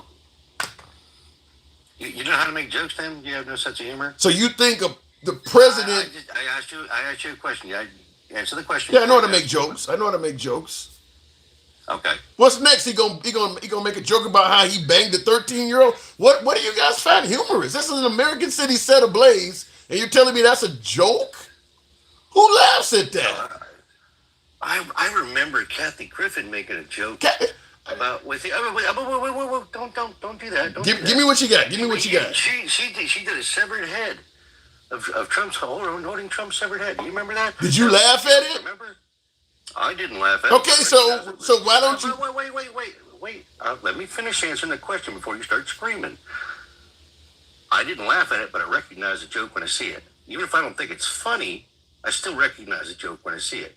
You see that, and you latch onto anything negative about Trump. You got to scream about it. Okay, so let me ask you: is this negative? Hold on. Hang on. Is this negative to you? Negative? Yeah. I think it's funny, but as far as anything else goes, it's whatever. So you think I don't take any offense to that. So you think the president posting a picture of one of his own cities in ruins that he's overseeing, you don't see nothing negative about that? You think the people of Chicago should see this as a positive? Is the city in ruins? I don't see a city in ruins. I see a city in the sky in the background. So it's fire on the one side, but that's not city in ruins, as you just said. What's burning? What are the helicopters there for? How should I know? And so you see this as a positive. It's obviously a play on Apocalypse Now. It's a play on a movie. Did you see the movie? What else? Yeah, I've seen the movie. What else you got? I think this is not the only thing you're latching on to tonight. Tell me you got something else to talk about than this. Okay, first of all, before we go to anything else, I think the way you're viewing this is ridiculous. Ridiculous. So it's hard to move. Like I said, what's next? Joking about banging a kid? I mean, if you see this as comedy coming from the president. I don't know why you're so obsessed with people banging kids. You keep talking about it. It's weird. Moving along. If you see this as comedy, before we can even move on to anything else, I'm trying to figure out how should the people of Chicago see this as their city. Because he stated Chicago is about to find out why we call it the War Department. I mean, he even said that. So that's comedy too, huh? Oh, so it's not... We didn't have the war on crime, the war on drugs, the war on homelessness, the war on poverty. We didn't have all those things. Don't you remember that? The war on a particular city, though? On a city. Just war on crime, right? We remember those days, don't we? He said... Where Clinton was out there screaming about a war on drugs and war on crime and war on this and war on that, but now it's a War Department, so it's a bad thing. Okay, is it possible to hold Trump accountable without bringing up the entire American history? Okay, bringing up that somebody else did something equally as bad is not a defense for Trump. Every time you bring up something that Trump done wrong, bringing up another bad actor is not a defense for him. No, what I'm saying is nobody cared when they did those things. Yeah, they did. Now, You so did. It's an issue. You did. I didn't. The reason, okay, you say nobody cared. The reason you were able to recite that stuff is because when they did it at the time, it was big news. People did care. You're telling me nobody cared about Kathy Griffin holding up a severed head? The CIA came and visited her. People did care about that. Well, they cared about that because of the sitting president. Okay, this is a major U.S. city. That's the FBI visited her for that reason. This is a major U.S. city. The bulk of us didn't care. Like, I don't care. I didn't care when she did that. It didn't matter to me. So when he says Chicago is about to find out why it's called the Department of War, how should the people of Chicago view that in your opinion? I already just told you that. Why do you keep making me repeat myself? Because I didn't understand what you said. I said war on crime. He didn't say nothing about crime here. Does he have to? Yeah. I mean, how many times has he said why he's going in there? I don't. Okay, when you say you don't know, you don't know. Wait. You don't know why he's put in the National Guard in Chicago? You have no idea. He's never said he's going to go into Chicago and do what's on this picture here. No, he said that they were going after criminals, right? Or did you miss that part? This is how you go after criminals, by blowing the whole city up? That's not what I asked you. There's no whole city's not blown up. Go on. What is on fire? Twisted. Oh What God. is on fire? I can't believe you're focused. Why are there helicopters flying around? What's going on? You tell me what you're seeing in this picture. What do you look at this? Do you look at this picture? Hold on, it's a play on the movie poster for Apocalypse Now. Okay, and what was happening in that movie? That was the Vietnam War. Right. So he's talking about that ain't going to deal with crime. You're comparing it to a war film where people are being slaughtered. Because people are being slaughtered in Chicago. Yeah, but he is the one that's talking about doing it now. Oh, no, he's not. And you know that. Why would he say Chicago's going to find out? Oh, Chicago's going to find out why it's the Department of War. Tim. Can we move on to something else, or are you just going to focus on this? Because if you're going to focus on this, I'm just going to go. Whatever I'm. We both know the joking. We know what's in play here. It's a moot point. I think the problem we're having is the notion that you review that as a joke is insane. That's the problem. That's where our stumbling block is that you're the president of this city and you're joking, as you say, about it being in smoldering rubble. I don't see why that's something you would joke about. Mm-hmm. It's insane. Okay, we'll move on to the next topic, but your response on that is dismal. In regards to this speedboat, because the whole topic of the show I'm asking is the president a damn murderer? Now, you see what happened with the speedboat. I'll give you the quick second here. It's only a quick clip, but I've seen it. But I want to illustrate something with this boat being blown up. Here are the stats on that boat. Now, that boat is a speedboat capable of doing 50 to 70 knots per hour, 2 to 500 gallons of fuel. It burns about a gallon to 2 gallons of fuel per nautical mile it travels. It has a 300 to 600 mile range. Trump says that this boat was about to bring drugs to America. America from Venezuela is 729 miles away. This boat is not even capable of doing half of that distance. So when he says this boat was bringing drugs to the United States, what the hell is that based on? I don't know. Depends on his intelligence. It's incapable of doing it. It doesn't have the range. Oh, okay. So let me ask you something. Have you ever driven cross country? Yeah. Okay. Does your vehicle have that range? No, I know there's gas stations along the way. Oh, so they can't stop and refuel? Can you show us any evidence that was going to happen? Why didn't you blow up the refueling stations?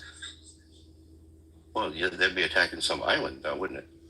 If you're attacked, so that doesn't make sense. Wait. So you're telling me the only time they can attack these people is in international waters? Yeah. Where have you seen that at? Where are you getting that from? It's legal. So in other words, even though they're bringing drugs into America, as long as they go on the shore somewhere, they're free to walk around. They wouldn't touch them. No, I didn't say that. That's exactly what you just said. They have to be in international waters. You said to blow up the boat, yes. So if the boat docks somewhere, even though they still have the poison, they're still capable, they're still deemed terrorists, they're still trying to bring it to America. As long as they dock on land, you can't touch them. Why would you let them? Let's say that's the first time you discovered them was they were on land. Okay, that's a different story. Then you'd send somebody to arrest them. Why would you let them get that far? This what you're saying. You know what's really weird to me, that you guys are out here defending drug dealers. What's really weird to me is you can't even prove this is a fucking drug dealer. How do you know he's a drug dealer? How do you know that? How do you know? I don't. Then why are you okay? He had it. Wait. Hold on, before you start yelling. Okay. You're not making sense. Okay, well, if you actually let me answer the question before you start screaming, you already did. I can answer it. Okay. No. I said, I don't know. But Somebody had to have come to him and with intelligence and said, here's these guys. We know they're coming. What do you want to do here? Do you think he just stopped and said, hey, look, there's a boat there. Blow it up? You think that's how it works? No, I don't believe. Well, then how does it work? He just doesn't like these people and killed them. That's how it works. How do you think he determined what to blow up and what not to blow up? It could be somebody traveling between. I'm trying to answer you. Okay. Fact is, he killed 11 people, provided no proof at all. And we just have to assume what he was saying is accurate. No proof at all. There's no drugs that have been captured. We don't even know who the people are. He's claiming they're Trinidad Agua. We know our government from weapons of mass destruction lie about shit and make mistakes. The idea that what Trump says is 100% true, we should just know that is crazy. Our government has proven us that they can lie. Okay. So how do you think the process works? Do you think he just picked a boat randomly and said, blow this one up? How does it work then? For some reason, they picked a bunch of trucks and said they have weapons of mass destruction in them and started a war. Yeah, it can work just like you're talking about.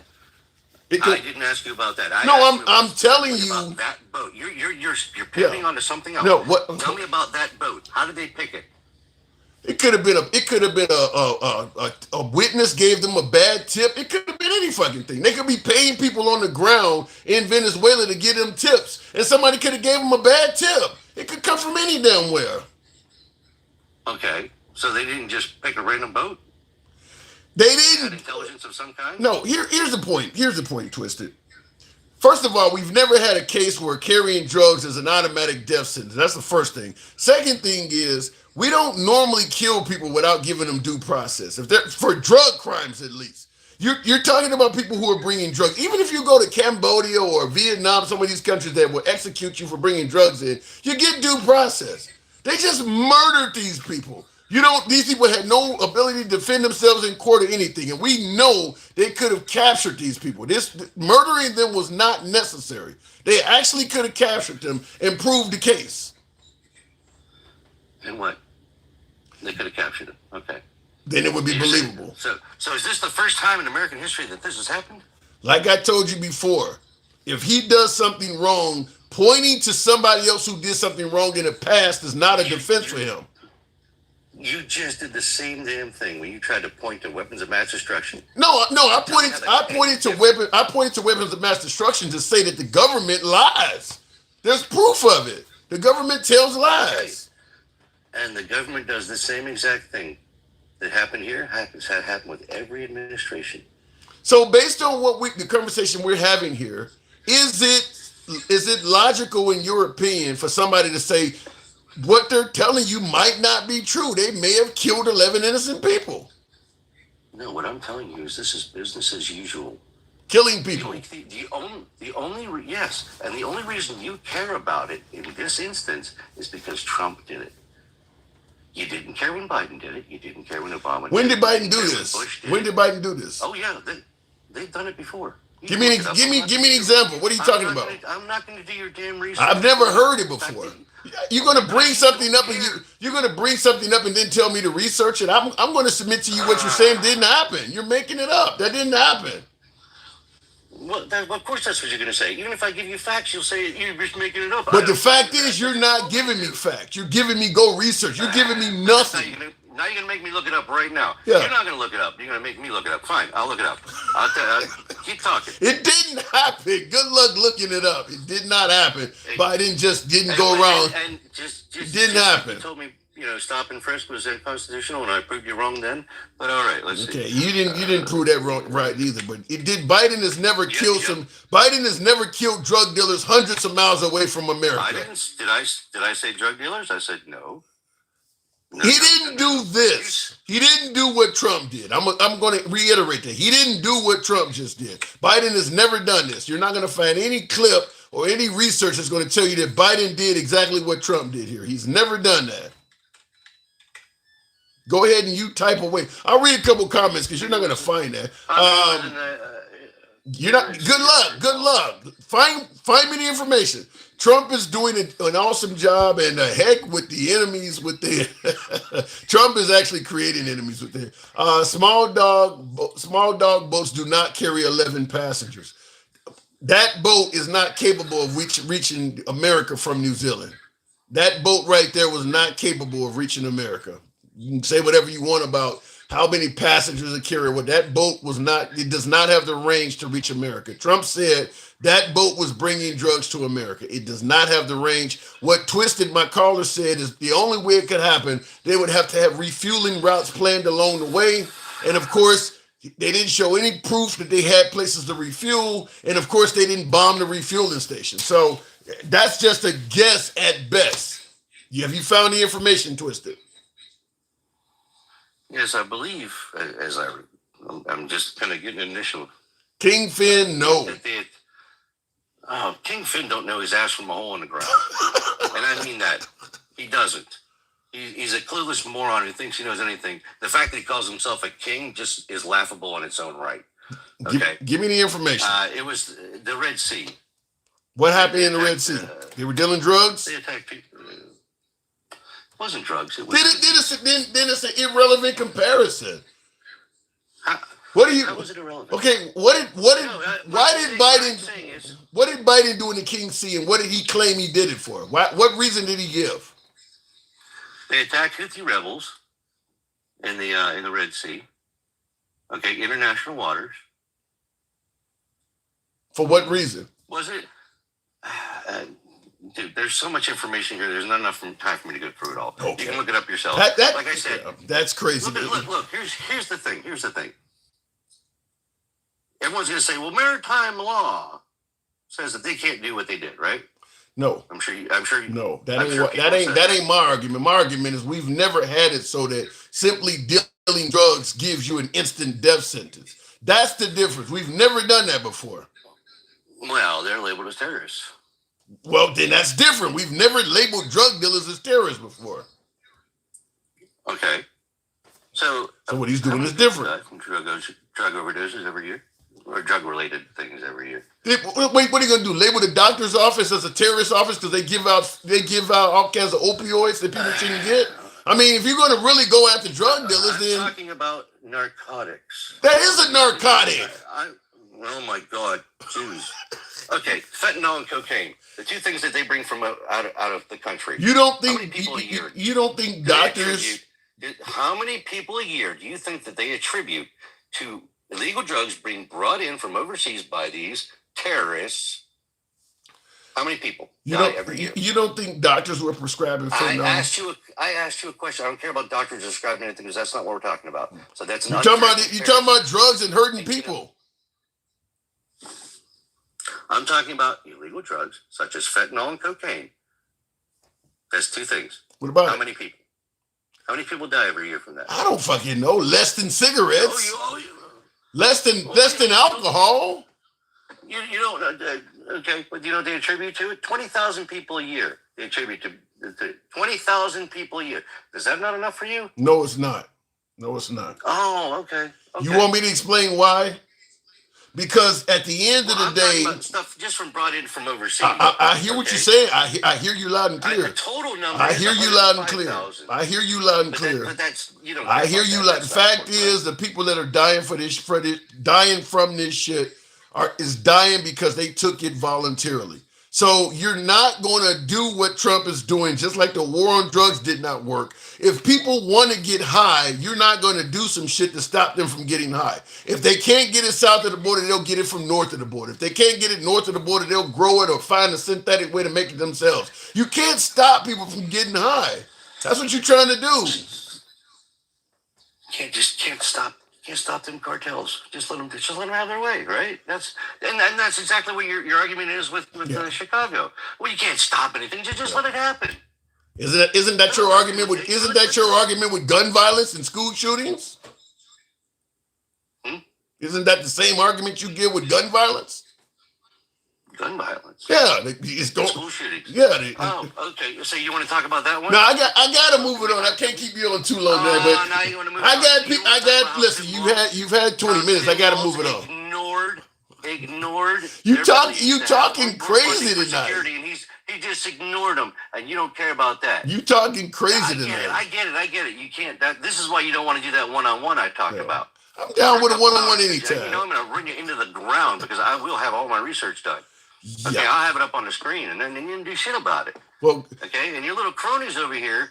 By the way, the next one that sends me a death threat is in deep shit. Why would anybody? Everybody loves you, Twisted. They all love you, Twisted. Nobody's gonna send you a death threat. They hate my guts because I don't conform with their BS. I think they know it. I don't give a shit if they like me or not. I think it's because you come with some crazy ass opinions. I gotta go.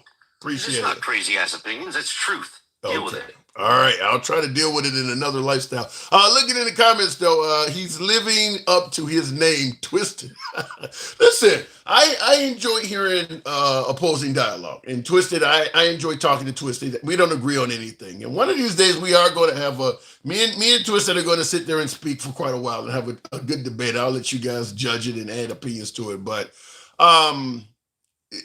obviously he's pushing back on things that are just way off the charts with me, such as the president and this whole apocalyptic picture and indicating it's just a joke or something like that.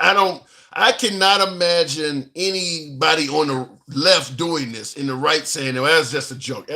Look, at the end of the day, if that picture on my screen there you're looking at here, if you consider that as a joke, I mean, I don't know how much more you can have a joke in poor taste. Put it this way, what's on the screen is so awful that his only defense was to go to Kathy Griffin holding up a severed head of President Trump. Now, there's been a million jokes told about President Trump. This one is so bad that he had to go use that as a defense. And keep in mind, Kathy Griffiths is a comedian. She's not an actual president. Her joke was in poor taste. I'm not going to pretend like it was something great as she should have said it. Her joke was in poor taste as well. But there's a significant difference between a comedian saying something and a president of the United States doing it. At some point, and this is where we've had the problem with Trump and some of these statements from day one, is that he's lowered the bar so low that people believe that he should be able to say the same things as a raunchy comedian on stage to the American people. I mean, what's next? Andrew Dice Clay said the same thing, so he can say it too? I mean, that's what we're talking about. Like, you know, when they say, have you no decency? You ever heard of that phrase? Have you no decency? Why are we comparing the president to a raunchy comedian? He's on TV saying this stuff to the American public, if not the world. And we're comparing him to Kathy Griffin? This is where I'm simply saying, is there a bar at all? I mean, really, is there a bar at all for President Trump? I can find somebody who has said something shitty throughout the American population, no matter what you're talking about. So the president can say it? You know, well, he just up there quoting Richard Pryor, huh?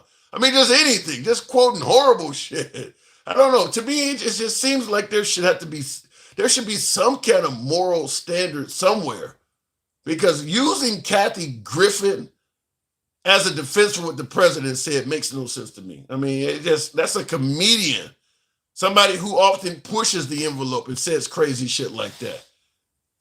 The president should not be doing that. The president is somebody that children have access to, is going to be in the Smithsonian, kids are going to be doing book reports. Children don't have access to Kathy Griffin. I mean, her shows are 18 and over. But yet, we don't want children reading about trans and all of that stuff. I think people are picking and choosing what they're okay with and allowing what he is doing to just slip by. And this is just one of the things. I mean, Trump obviously tweeted out Biden hog-tied in the trunk of a car. I mean, he's done some pretty raunchy shit. And the right, well, it's just another joke. It's just a joke. Like, who laughs at this shit? And then all of a sudden somebody called Trump a bigot or a racist or something, and then they suddenly insulted. Or Trump derangement syndrome. I don't understand why you guys hate him so much. Well, you were laughing at the stuff that they found to hate him for. So the problem is he's doing stuff and you're just laughing it off. The people are telling you why they don't like him. You just ignoring them. I'm signing off now because I got the fatigue so bad it's making have to go take a bite. Has any of you folks seen the Philadelphia Karen?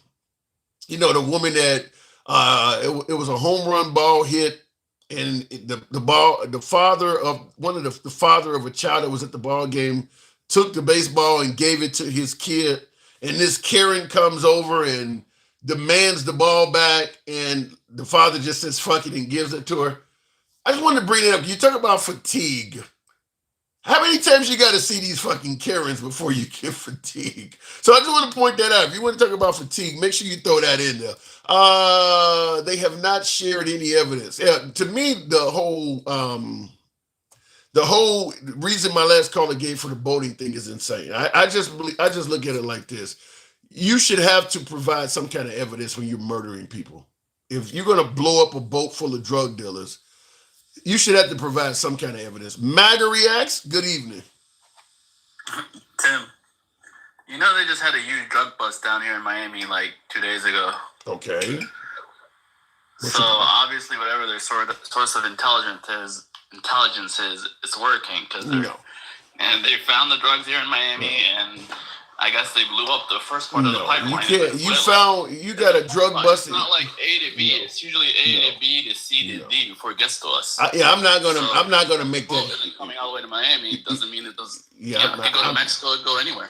And the drugs could have came from anywhere too. I'm not gonna make the leap that a major drug bust in Miami automatically equals something that was coming out of a country like Venezuela 1,700 miles away. You can't, I mean, there's a bunch of countries south of the border that send drugs to America. You can't just automatically assume where it was coming from Venezuela 1,700 miles away. What happened in Miami, there's no guarantee that had anything whatsoever to do with what took place in Venezuela. No, it's just proof of their competency. They're very competent and they're doing, it's just proof that they're actually doing a good job because they fucking found some drugs. I think it was the biggest bust to date. Okay, you get a good bust, you get a good, you get a large. Why they didn't have any drugs? Well, they found the drugs in Miami. Okay, you get a large drug bust in Miami, and you say that proves that they are competent. You do realize currently, right now in America, anybody that wants to get high can get high. Competent how? Trump's been in office almost a year. Ain't nobody in America having a hard time getting high. Okay, you got one bust in Miami. For all you know, some of the drug, if we're going to speculate, for all you know, the drug dealers may have said, we'll give you this one if you leave the Louisiana shipment alone, we'll tell you about one in Miami. You don't know what went on. But that ain't got nothing to do with Venezuela. There's no way you can make that connection 1,700 miles away. Listen, this shit's obvious. They don't really hide it. Obvious how? What do you mean? It's obvious where the drugs are coming from. It's obvious who's dealing it. I mean, they make fucking movies about this shit. I hate, always saying that point, but it's so obvious that we're making movies about it because we know. YSMD, appreciate the support. Thank you, YSMD. Thank you. Well, when you say it's obvious, you do realize there's a whole bunch of countries south of the border, from Peru to Colombia. All of them countries down there are shipping drugs in America. So what do you mean by obvious? Mexico is producing drugs? What do you mean by obvious? I think Mexico mostly brings it into the border. It's made in Colombia and other countries, and it's a pipeline. Right. So there's multiple steps to it. In fact, I've never heard until Trump came along that Venezuela was a major player in the drug game. It's always been Peru and Colombia and Mexico and shit. I've never heard that Venezuela was a major producer of drugs in this country. That's something that came. Huh? I'll give you that one, but I'm not an expert in the field, so I can't really tell you. My opinion is, and I'm not going to say that Venezuela is innocent, but just like I wouldn't say Chicago is innocent of crime. My opinion is Trump picks places, creates a beef with that place, and then elevates it to some kind of emergency. Because if your goal is to stop drugs from coming into America, just like if your goal is to stop crime in America, you wouldn't start with Chicago and you wouldn't start with Venezuela to go after the drugs. There are countries that produce way more drugs to America than Venezuela. Trump is finding areas to figure out some reason to get access to those areas, and then he makes it sound like it's a major emergency. We need to go in here right away. Meanwhile, all these other countries that are producing a hell of a lot more narcotics coming to America, nobody's there. So, are you saying he's trying to invade Venezuela? Yes, I'm saying that he doesn't like the current leader there, that they're going after the previous administration, suggesting it was a coup. Trump was friendly with the previous leader of Venezuela. He doesn't like that they're going after the guy. And he's made threats and showed he doesn't favor the current guy that's in charge. So he's coming up with reasons to go after them. He's a vengeful guy. He does that kind of stuff. Or I think you're confusing Venezuela with another country. Because Venezuela's had Maduro forever, and we never liked Maduro. Is it Brazil? But you get what I'm saying. Trump comes up with reasons. I mean, we know Trump is. Would you agree? I mean, yes and no. I mean, these countries have been on our shit list even before Trump. I'm not even just talking about countries, MAGA. I mean against American citizens, universities, media. He's a vengeful person, period. He's too busy to be vengeful. These people attack him and he attacks back. What is attacking back? That's revenge, right? That's just giving them the attention they're asking for. What is your definition of revenge? I don't know. You don't know what the definition of revenge is and you're commenting on it. I mean, there's revenge and then there's... What is your definition of revenge? To get payback for something that someone does. Okay, you just cited that he does that. You just said he's getting people back that attacked him. So he's a revengeful president. You're just trying not to answer the question. No, I know, but like you could easily avoid his... You could just easily avoid him. You don't just be fair to him and he's fair to you. Is he a vengeful president? I don't want to go that far. I don't think he's that vengeful. For all the people that hate him and wrong him, he doesn't have enough time in the day to be vengeful. Okay, so why was he talking about taking away Rosie O'Donnell's citizenship? That was funny. Why was he talking about doing it? To just distract you from something else. Why would he just pick a random citizen and threaten to take away their citizenship to distract Rosie O'Donnell isn't random. He's been beefing with her since before he was president. Are you talking revenge now? Are we getting into the area of revenge? So he is doing something back to her because they were beefing. Just two people who have hated each other the whole time and they're talking shit back and forth. He hasn't done anything. He hasn't taken away her. But why was he talking about taking away her? Why was he doing that? Why was he talking about doing it to begin with? Just to fuck with her. Why was he fucking with her? Why would he just fuck with somebody for no reason? No, they've had a rivalry. Okay, so it is revenge. So he is getting back at her. It's not revenge. It's just a straight up competition. They're both hate each other. They both throw fucking shit at each other. It's just two people being petty. So both Trump and Rosie O'Donnell. So if two people are throwing shit at each other and being petty, you call that a competition? I call that just people fucking being mad at each other, throwing shit at each other. It's like fucking what's her name? Crazy Grandma and you. Is she revenging you every time she gets on? Is that revenge every time she gets on and talks shit about you? If she's talking shit about me and I start talking shit about her back, that's revenge. That's the only. In other words, I wouldn't do it if she wasn't talking shit about me first. That's called revenge. Competition is a ball game. What are you talking about? No, competition is not the right word, but I don't think revenge is the right word either. No, competition is not the right word because you're trying to avoid saying revenge and you don't have nothing else to fill in the blank, so you came up with competition. Payback might be a better word. I'll take payback. What's the difference between payback and revenge? Revenge is more sinister. Payback could be a good thing. I could pay you back for money I owe you. I don't know. You always go down this like pointless shit, like the graphics behind you, completely pointless. Who gives a fuck about a funny ass graphic? Just like the Biden being tied up thing, that was hilarious. First time I saw it, I laughed, and then like a year later, you kept bringing it up as like, oh, I can't believe he did this. It's just funny. So is there just so in other words, is there just no standard? I mean, like I said before, if he jokes about having sex with a 14-year-old girl, should you just laugh at that? No. Why not? Why would if you're okay with him referencing the city burning down? What's wrong with having sex with a 14-year-old? I mean, where are you drawing the line? What's off limits? Well, the sex with a 14-year-old is pornographic, so that's where I draw the line. But burning the city down. Okay, so having sex with the 14-year-old is off limits. But burning down the city she may be living in is okay. He's not going to burn the city down. He just. I didn't say he was going to burn it down. I didn't say he was going to burn it down. Is that really what you're saying? No, I didn't say he was going to burn it down. I said, what's the difference? Because I didn't say he was going to have sex with a 14-year-old. I said, joking about it. What's the difference between joking about it versus joking about burning her city down? Because it's pornographic. If it wasn't pornographic, I wouldn't care. So burning the city down, is that not murderous? No, it's not pornographic. So, no, is it murderous? I didn't say nothing about porno. You're burning down the city where people live at. Being burned down? What? What's up? If you're joking... Movies I've watched of Chicago being burned down doesn't mean anything.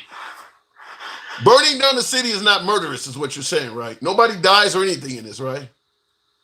No, the actual joke is not pornographic, and it's I'm not talking about porno. I'm talking about murder.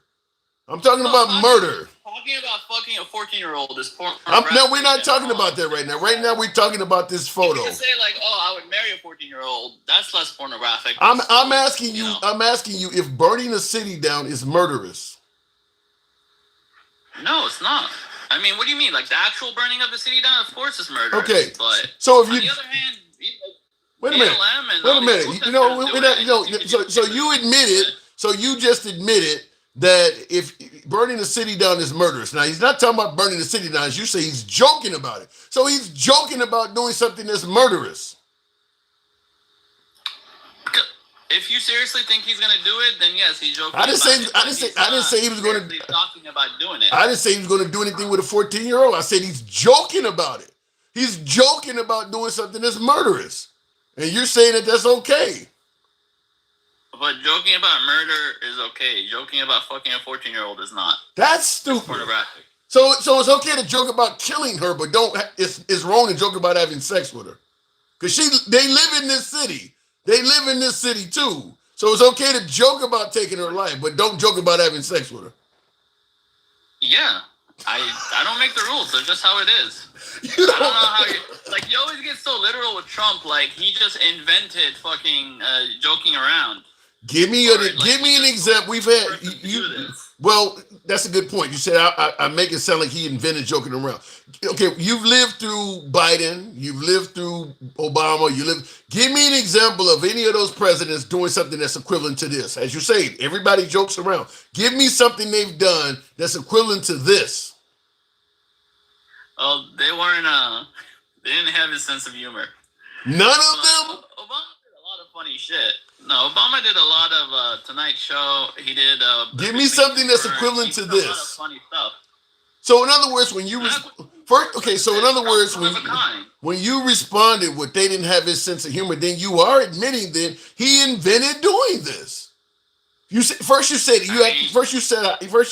that I act like Trump invented joking about stuff like this. So when I asked you to give me an example, you came out and admitted, no, nobody else does stuff like this. So yeah, he did invent it. But he didn't invent it. He is the first president to do it, but he didn't invent it. What's the difference? Like regular people do it all the time. We're not talking about regular people. We're talking about the president of 360 million people, not a regular person. Listen, Trump is more a regular person than a president. I don't know why you just make him sound like a holy pope or something. Yeah. You know? Yeah. What you're saying? What you're saying makes shit about Dorothy O'Donnell, who he hates, and he's posting a funny picture about the city of Chicago, which he wants to go into and fix the crime. Is that how you fix it, by burning the city down? Joking about burning the city down? No, honestly, I think this is a little bit in poor taste, but... Finally!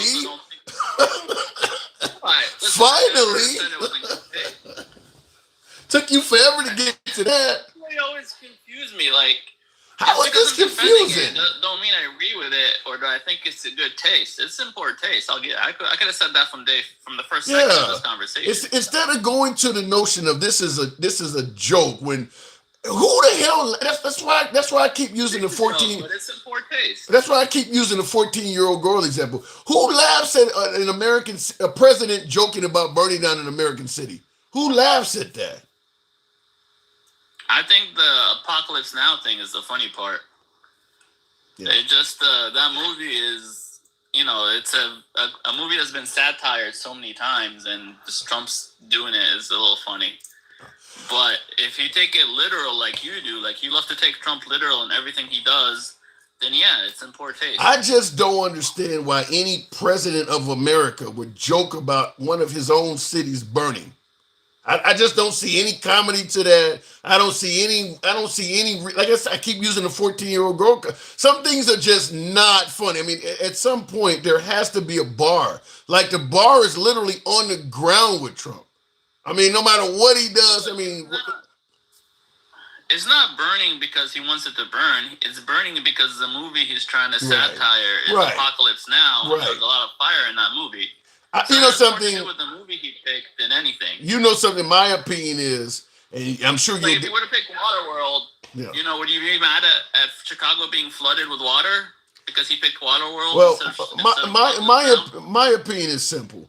I personally, you're going to defend Trump no matter what he does. He could literally be walking down the streets of America with a flamethrower and you would say that was a joke. That's my role in this conversation. My role is to defend Trump, even when I don't agree with him, just to give you the other side, the other perspective. No, that shouldn't be your role. Why would you do it? So why not defend the 14-year-old thing then? Because that's indefensible. I'll tell you one thing. Like, what would we talk about if I didn't defend Trump? Like, what if I got on there and did like the other guys and just agreed with No, they don't disagree with me. I'll tell you one thing, because I keep bringing hold on, hang on. I'll tell you one thing, because I keep hang on, because I keep bringing up the 14-year-old thing. I'll tell you one thing. There's a greater chance, as opposed to burning down Chicago, like you see joked about here, as you say. There's a greater chance that the 14-year-old thing is more accurate when it comes to Trump. There's a greater chance that he actually did that than he's going to burn down Chicago. Listen, you know what this reminds me of? All this Epstein bullshit. Bullshit. You remember his taxes?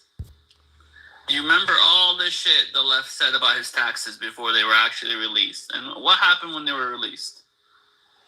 Yeah, they were not like nothing to brag about, but they were also nothing to fucking bring him down. They didn't show any connection with Russia. They didn't show any of the shit the left was slobbering about. So, when I hear you guys talk about all this Epstein bullshit, I just remember the other 100 things you got wrong, like his fucking taxes. That's like the best comparison right there. Well, now that makes for a much... All the shit, all the hype with his taxes, how did that end up? That makes for a better argument than the shit you've been making. You're right. When his taxes came out, it turned into a nothing burger. But I'll tell you this right here.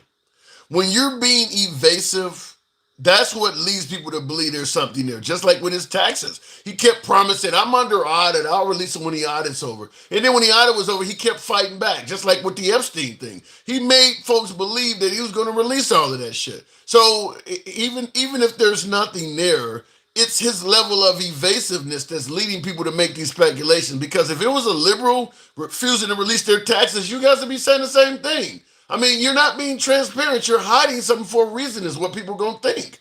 I mean, he's constantly pushing back and trying to hide shit.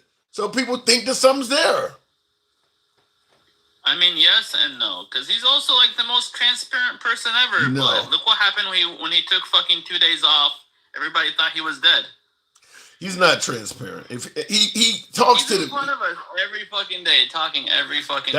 That don't mean what he's saying is true. He does talk to the media more than anybody else, but most of the time he's talking to the media, he's talking about he won the 2020 election. That ain't true. He don't said that 1,000 times. He talked to the media and said they were eating cats and dogs in Springfield. That ain't true. So he talks to the media more than anybody. I'll give you that, but that don't mean he's always being truthful. I mean, he tells a lot of lies too. Yeah, but you get to know him through the lies too. You get to know someone through the lies.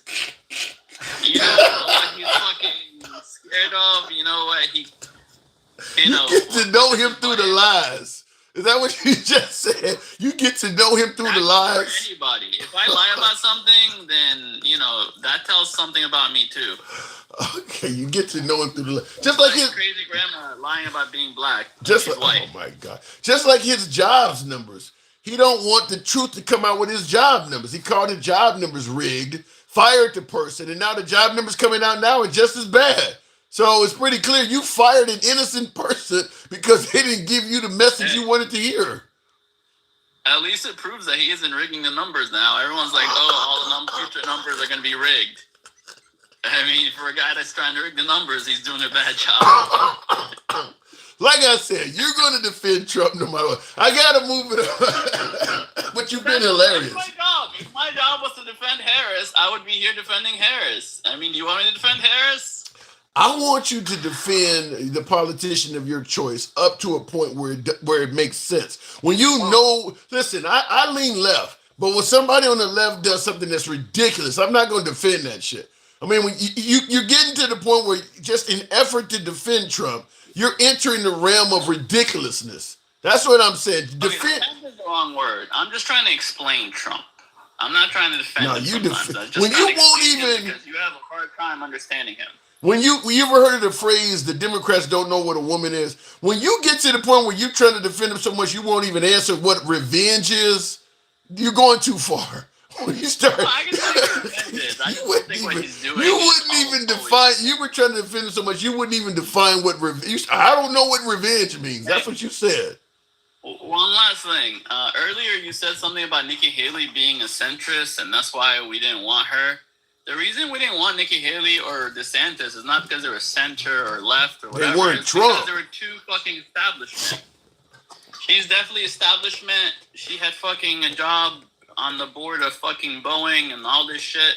She's establishment and DeSantis is too establishment. I don't know how you could look at Trump with all of those tech gurus in the Oval Office, giving him all them compliments and kissing his ass, and then say Nikki Haley and Ron DeSantis are two establishment. I mean, Trump is hanging around all of the elite at this point, personal phone numbers and everything. That wasn't before he won. They were all fucking against him before he won. Then you might as well have voted for Nikki Haley or Ron DeSantis because you definitely got an establishment guy in there now. I mean, he's doing exactly what you're talking about. Why they didn't vote for Haley and Sanders? I mean, he's doing exactly that. He's deep within the establishment. No, they're guaranteed establishment. With him, he's a little bit of everything. He's a little establishment. He's a little MAGA. He's a little everything. That's why everyone thinks it's like him cursing out people and being mean. No, it's because he's a little bit of everything. That's why everyone sees something in Trump that they could relate to. That the other politicians haven't copied, and they're copying the wrong things with him. They're copying him being mean and all this shit. That's not what makes him popular. It's just the fact he's a little bit of everything. A little bit of asshole, a little bit nice, a little bit left, a little bit right, little everything. He used to be a Democrat, now he's Republican. He's one day with Israel, the next day with the Arabs, getting a free plane from Qatar. He's all over the place. And he's not beholden to any ideal, he's not going to always do the conservative thing because he's not really a conservative, but he's not a liberal either. So he's a little bit of everything. Am I right or wrong? I'm going to leave it at that. I don't even have an answer for that shit. All right, MAGA. Appreciate you coming through. All right. He's right. Trump is all over the place, but I think people like Trump because they like Trump. Listen, you know what the Democrats stand for. Whether you like the Democrats or not, you know what they stand for, pro-choice. A lot of them stand for common sense, gun laws, freedom of religion, social programs, universal health care, shit like that. You know what the Republicans stand for. Small government, 2A rights, they're pro-life, pro-Christianity. You know what the Republican Party stands for. You don't know what Trump stands for. Nobody knows what Trump stands for. Trump can tell you he wants to do A and tomorrow do B. And the difference is because the Trump supporters don't stand on principle, they stand on Trump. So Trump can finagle and go all over the place and MAGA will just follow him because they're not operating based on principle. They're operating based on what Trump thinks. So if Trump says, I think North Korea is getting out of hand. We need to really start looking into maybe some military action to get them under control. MAGA's going to go, yay, we got a tough president. If he says tomorrow we need to reach out and stop getting in wars and reach out and talk to Kim Jong-un and see if we can establish some kind of dialogue between, they're going to be with that too. It really doesn't matter what he does. I mean, because think about what he's done since he's been in office. He started out suggesting that the Russians were the victim in the Ukraine-Russian war. We needed to stop helping the Ukrainians. The Ukrainians are the ones that started the war, is what MAGA was following right along with that. Now Trump is starting to see Russia as the enemy. MAGA's following right along with that too. So they're not even really picking, what to think on this. They're just kind of going along with what he says. He's talked about Netanyahu should finish the job in regards to Gaza, making Gaza the Riviera of the Middle East. Then he started talking about Netanyahu's going too far. MAGA's following. It doesn't matter. He's flipping all over the place. MAGA's going along with it. He talked about imposing those huge tariffs on Liberation Day. A few days later, he suspended them again, lowered them significantly. MAGA's just following along. Hey, he's playing chess. Everybody else is playing checkers. You don't even know the next move yourself. You're just following along with him. He's playing chess. He may be a terrible chess player. You don't even know. You just, whatever he does, I'm good with that. So I do believe that, and I see somebody in my comments, I think yesterday or the day before, they said, always bet on Trump. 99% of the time you'll win. So we just go with Trump. Don't matter what he's doing. We just know he has likely the best vision for America. So we just follow him wherever he's going. But that's what I'm saying, is that the Democrats stand on left-wing principles. The Republicans stand on right-wing principles. MAGA stands on Trump. Doesn't matter if it's right, left, center, whatever. It doesn't matter if it changes tomorrow. MAGA just follows that. Doesn't matter whatever it is. The Epstein list, for instance, when you look at how MAGA felt about the Epstein files coming out before Trump got elected versus how they feel about it now, it's pretty clear. Just going along with Trump. They were gung-ho that shit needed to come out. They're not very gung-ho anymore because Trump isn't gung-ho either. So they just kind of go along with President Trump. Marjorie Taylor Greene is seeing who he says he's everything. And Marjorie Taylor Greene is pushing back hard. Marjorie Taylor Greene may end up turning into a rhino. Marjorie Taylor Greene gonna fuck around and get attacked. Trump can make Marjorie Taylor Greene go away like that. He can make her go away like that. The difference, though, is Marjorie Taylor Greene is in a very secure red district. So she's an ally to President Trump. So I don't know if he's going to make her go away, but he could. If he starts speaking negatively of Marjorie Taylor Greene, because keep in mind, Liz Cheney of Wyoming had a lot more adoration and support of the Republican Party than Marjorie Taylor Greene did. She could have been a congresswoman for the rest of her life, and Trump made her go away like that. So if he can make Liz Cheney go away, and keep in mind, her dad was a very well-respected Republican vice president, and he still made her go away and made her dad go away. So if he can do that to Dick Cheney and Marjorie Taylor Greene, in Liz Cheney, he can absolutely make Marjorie Taylor Greene go away. Before you know it, MAGA will be calling her an idiot. They'll be saying she don't know what she's talking about, all of that shit. He can make her easily go away. People got to stay open-minded. I've never agreed with everything what a president does. No, nobody agrees with everything a president does. But I think in Trump's case, MAGA literally will just, what has Trump did that's really significant that MAGA had a problem with? I haven't seen anything. And I'm talking about some serious shit, like talking about running for a third term openly. That's obviously unconstitutional. I don't know, maybe they view it like the picture I got posted here. Well, he's just joking about it. He's joking about U.S. cities being taken over. He's joking about violating the Constitution. He's doing some pretty serious shit. You don't get a third term, sir. This is not something you should, quote unquote, joke about. He's joking about a third term. Well, he's just joking. So he's telling some pretty hardcore jokes, and MAGA's just like, so what? It's the Constitution, but hey, he's joking. Some of us are concerned about the Chinese students. What do you mean? I could be wrong. Woke could be fascist, but why isn't Trump fascist at the same time? Because he's Trump. They're going to listen. You're going to hear that Trump is not taking away anybody's rights or doing anything wrong up to it actually starting to happen. Like when Trump got elected, the right, particularly MAGA, was adamant. Ain't nobody losing rights under Trump. He ain't taking away nobody's rights. Then the minute he started talking about criminalizing flag burning, which is a First Amendment free speech right that the Supreme Court ruled on twice and said it's part of your First Amendment rights. MAGA suddenly went from he ain't taking away nobody's rights to, well, you really shouldn't have had the right to do that to begin with. That's kind of wrong and unpatriotic anyway. So he just convinced you that it's okay to take away a right. He went from he ain't taking away nobody's rights to suddenly, well, that you really shouldn't have the right to do that anyway. So what else might he be able to convince you of? You really shouldn't have had the right to marry another man anyway. You really shouldn't have had the right to terminate a baby's life in a liberal state anyway. I mean, there are other things out that you could easily convince MAGA that you shouldn't have had the right to do that anyway. So understand, give it time. King Finn. So I'm going to go back really quick and I'm going to answer a couple questions. MAGA reacts. Yes, I did know about Liz Cheney because unlike you, I'm not an immigrant.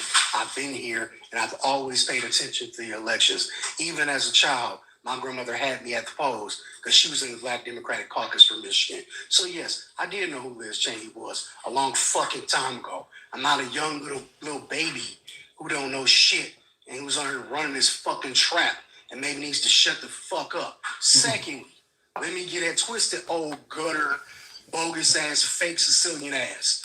Any day you want to, you old, salty cracker ass motherfucker. I give me your address and I come run you. No, don't make great. Hold on, King.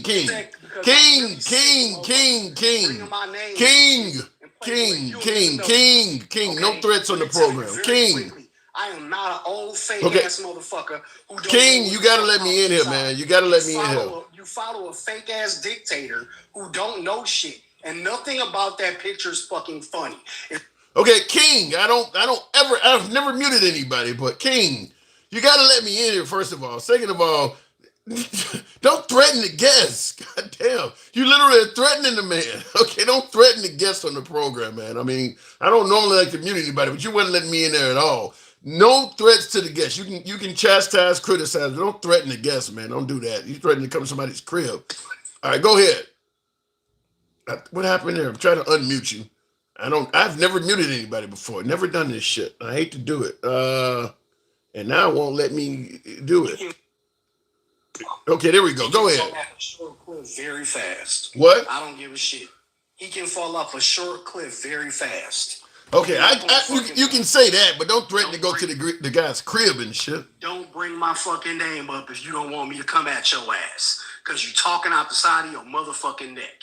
Ain't nothing funny about that fucking picture. Period, point blank. Because his old ass wouldn't want it done in his fucking city. There's nothing funny about that picture. No, well, you know what? I'm lying. There is something funny about that picture. Because Trump's old fat ass wish he could bend down like that.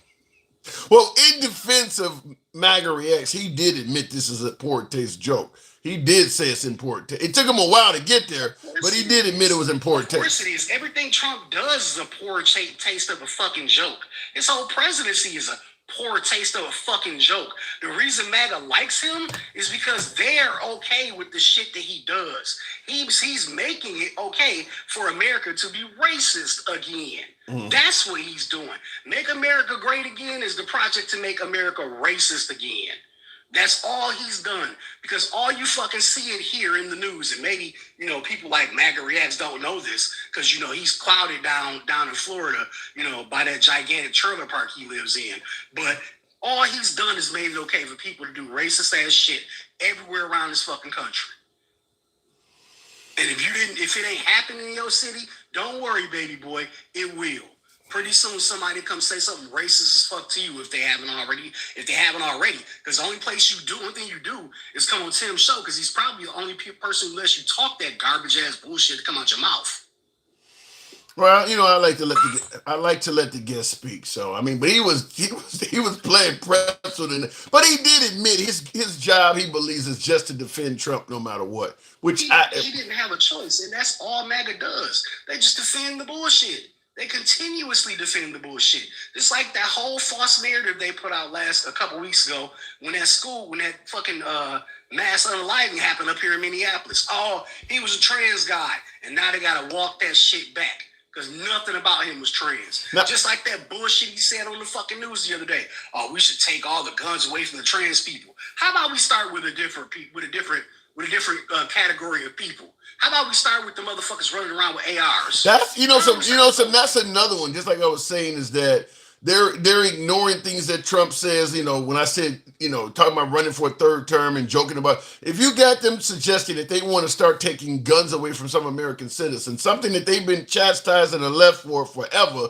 Now all of a sudden he starts talking about taking guns away from trans, and MAGA don't seem to have a problem with that at all. This is what I'm talking about. He is threatening.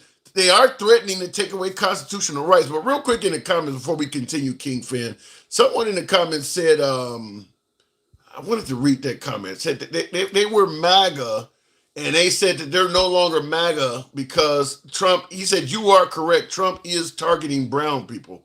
He says, he's not lying. I was pro-Trump, not anymore.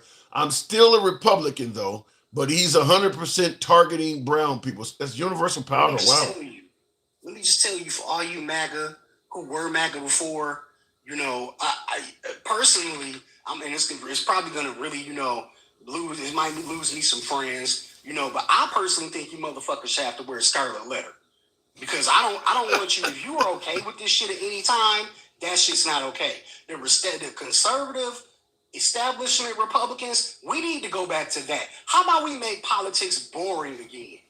How about we do that shit? Because I remember when people thought politics was boring as hell because they do the same old shit over and over and over again. I'm okay with that. I'm all right with not having having my leader do the same shit another president did. It's interesting it's interesting you bring that up. I had a taste of that recently when Trump went from almost a week without being in the limelight last week. I started having a hard time coming up with material because politics was getting boring again. I mean, he was gone for a week. And for a short time, nothing crazy was coming out. He wasn't saying wow shit. It did get boring for about 3 or 4 days. I mean, I still did lives, but I was like, damn, you can notice it. I mean, because he does so many wild things like this apocalypse picture and shit like that. Every day he's doing crazy shit like that. When he disappeared for almost a week, you could notice it. It was different. But didn't it feel good for once to not have to know that your president is one of the stupidest people walking this fucking earth? You have to understand, dog. Really look at the times of what's going on. They are literally reestablishing the axis of evil over in the east. Yeah. Russia, North Korea, and China are walking together. Do you get that? You see how consequential that's gonna be in the next couple years when this idiot motherfucker either God don't like ugly, so I'm not gonna say what I want to say. But when he moves on or transitions or some fucking where else, maybe aliens will come get this goofy motherfucker or something. I don't know. But when he move the fuck on and we get a different president, you know how consequential that's gonna be? Yeah. They're gonna, dude, come on, dog. They're gonna pull oil. It's gonna be people.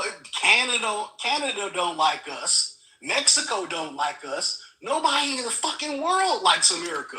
I don't know, King. I don't think it's that they don't like America. I think they don't like Trump. I think somebody like Canada, our relationship with Canada can be repaired, but we're probably gonna have to apologize to them. I mean, like with plenty of these countries, if we make it up to them, but yeah, Trump is making it so that folks are viewing us differently. Now, the citizens of Canada, the citizens of Mexico, yeah, they see MAGA on TV talking about we don't need Canada and Mexicans can get the fuck out. They see that. So I guess you're kind of right. These countries are starting not like us. On the world stage, you said it plenty of times yourself. People don't see Trump. They see America. People are not laughing at just Trump. They're laughing at America. You stupid, goofy motherfuckers hired a game show host as a president. I stand corrected. You are right. They do see it. They do see us. Back in Reagan days, when Reagan was an actor and we elected him to be a motherfucking president, they were clowning us. They are again. Except this time, they're right. Reagan gave a shit about America. Reagan actually tried to do a lot of shit. And what was Reagan known for? Gorbachev, take those walls down. And what happened? He took the fucking walls down. He tried his hardest to do some things for America. Jimmy Carter died and went to the grave fixing up houses for homeless people. This motherfucker is going to be known for sowing decisiveness, division, and hate. Wow. And do you think on the world stage in history, anybody is going to think that was just him? It's going to be hard to say it was just him when we get how many people who voted for this motherfucker? 77 million. Again. So out of the 360 million people in America who he's supposed to be working for, doing his job to work for all you motherfuckers who don't really understand what his job is, he's supposed to work for the full American people, not just for you monkeys running around in red hats. That's not his job. His job ain't to throw red meat to his base. His job ain't to deny messing around with little girls. His job ain't to go golf and spend $71 fucking million on that shit. His job is to take care of the fucking free world, which was known as America, which probably won't be known as America really soon. Yeah. You understand that? We're not going to be the free world. He's fucked up trade deals. We might end up being a third world fucking country because we don't make shit here. And seeing for the fact that he's not bringing back they're taking our jobs. He's not bringing back all those jobs. And if he keeps disparaging companies like Hyundai, because if you don't think that them busting that plant down in Georgia disparages Hyundai from being here, watch how quick that motherfucker closes up. That would suck because there's a whole lot of Americans that have Hyundais. But there are so many jobs coming back into America. You know, he went over to India and Harley Davidson went over there. He went over there and told them to bring that plant back. Where's the Harley Davidson plant, dog? Toyota's coming over here. Toyota ain't coming over here. Toyota went to Canada and started making cars up and started building plants up in Canada because they don't have terrorists up. They don't have the terrorists. I don't have to worry about the terrorists up in Canada because Canada's doing smart shit. Where's the shipyard? Where's the ships that's supposed to be being built in Canada? Being built I'll just say this in somewhat of defense of Trump. I will say that he was on to something by saying a lot of these countries were taking advantage of us with the export-import market. And just like with NATO, he was right in saying that these countries were not, stepping up their defense budget. The problem is he decided to attack everybody at once. I'm not saying, like I said, with the tariffs, I'm not saying that there may have not been some light at the end of the tunnel, certainly with China and some of these countries that were ripping us off. But the problem is taking on the whole country at the same time, or the whole planet, rather. I mean, he literally tariffed even places like Madagascar and shit like that, places we really don't trade anything with. An island with just penguins. Yeah. What are the penguins? They're going to pay in fish? Yeah. Is that what's going to happen? Yeah, he literally. I mean, I'm not comparing them to Hitler when I say this, but I always say Hitler could have been far more successful if he didn't take on the whole world at once. I mean, if he had just took over a country, occupied it, and kept moving around, he could have been a lot more successful. And that's the same thing with Trump. I mean, you got people flanking you from everywhere. I mean, you got too many enemies at the same time. You can't do all that in the span of 7 to 8 months. Maybe if he had some people around him that knew what he was doing, knew what to do, knew what they were doing, or maybe if he had the qualifications for the fucking job he pulled, the job he wanted to get, maybe we should say that Trump was a DEI hire. Can we say that? Because Trump might have been a DEI hire. Trump has the credentials to be president at this point. Well, I don't know because wait, even though he's on TV lying to everybody, telling them that groceries are going down, I don't see no motherfucking groceries going down. He's lying and telling everybody that gas is going down. I don't see no motherfucking gas going down. The stock market is steadily plunging. Well, I'm going to say I think even Trump supporters, even MAGA will admit he's not always honest. I mean, he said gas was $1.98 a gallon. Now MAGA just let that kind of roll off the tongue, but he did say it. That's not true. I mean, so listen, when it comes to Trump, Any numbers he give you, if those numbers can be used to benefit him, expect those numbers to be inaccurate. Whether it's his height and weight during the mugshot, his inauguration size, how many votes he won an election by, even if he lost. Any numbers that Trump gives you, expect those numbers to be exaggerated and inaccurate. That's just, he's been doing that from day one. He even came down to Golden Escalator, said he was worth $15 billion.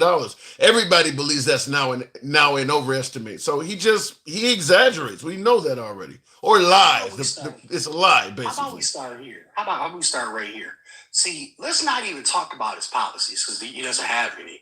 Let's start at the base of being a good human being. How about we start at the base of being a presidential person? How about we start at that base? Can we you didn't vote for that. We didn't vote for that. Nothing he does is presidential. Yeah, but the problem is, I'm not even talking about him dookie on himself all the time. I'm not talking about the way his flatulence can clear a fucking courtroom. I'm not even talking about the massive amount of money that he's wasted in the first fucking 8 months of his presidency. We're not even going to start there. How about we just start with a presidential character? The reason you don't have anybody else to compare to when you look at that picture behind you and say that maybe they made a joke like that is because that ain't no fucking joke. No, number one. Number two, it's not funny when you're the president to make jokes like that, because waging war against an American city, the country of 360 million people that you're supposed to be the president of, is not funny. It's not funny to do things like send the National Guard to a whole city, to quote unquote help with crime when they ain't doing shit, number one, because he's not addressing the problem of crime. He's just sending a whole bunch of motherfuckers out there with guns. Didn't we try that when Katrina hit? They sent the fucking National Guard and everybody had their guns out, and that big ass, loud ass, light skinned general went down there and told them to put their fucking guns down because it's supposed to be a saving operation, a rescue operation. Well, how about we treat that the same way when we go to DC? Because criminals ain't not just doing crime because the guard's there. They're not doing crime because there's an overwhelming presence of the guard there. Yeah, the crime is going to stay low. The crime is going to stay low as long as the National Guard is there. But like you and I both agree, if you don't address the reason why crime started to begin with, the minute they leave, it's going to come right back. They ain't doing shit. No, they're not. You know what I'm saying? Not doing shit. So when they go into Chicago, what's going to happen? What you think going to happen?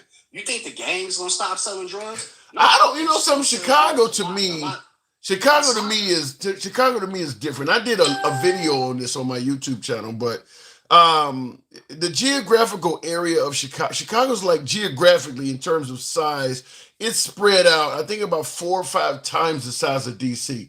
In the south side and the west side is primarily where the crime is located, but there is plenty of crime on the north side and the west side. The loop as well. To actually cover Chicago with enough national, it's going to be thousands of them. It's going to be thousands. It's going to be vacant spots everywhere. The south side of Chicago is fucking huge. That's geographically the size of most big cities. I don't see how you could cover that. You can't, but he doesn't know that because all the people around him is telling him, yeah, you can do that. But they, obviously they've never been to Chicago or they really don't give a shit. That's just like he's saying people, we're sending people down to New Orleans. Well, he only did that as a fucking participation trophy so he could say he's doing it in the red state. And all he's sending them people down there to do is to protect all the red line motherfucking neighborhoods that they wouldn't sell back to black people or they overcharged for black people. Is there plenty of, after Katrina, is there plenty of places like, in the 9th Ward where they built all those beautiful houses down there that ain't no more black people in there? Yeah, and that's what I said earlier. I said that was gonna happen in DC. I said if you live in the hood and there's violence everywhere and shit like that, a lot of businesses, a lot of wealthy people don't want to be in your area because it's dangerous. But if you go in there and you reduce the crime and you make it where it's crime free, and all of a sudden businesses and shit start coming in the neighborhood and people want to move there, it's gonna cause the rents and the price of properties and stuff to go up. So yeah, he's lowering crime in your area, but what it's going to be is he lowered crime in your old neighborhood because you ain't going to be afford to live anymore. Your rent's going to go up. You can ask ask your next MAGA participant in this, in this live you're having, or when you get a chance, write this question down. What I want to know is,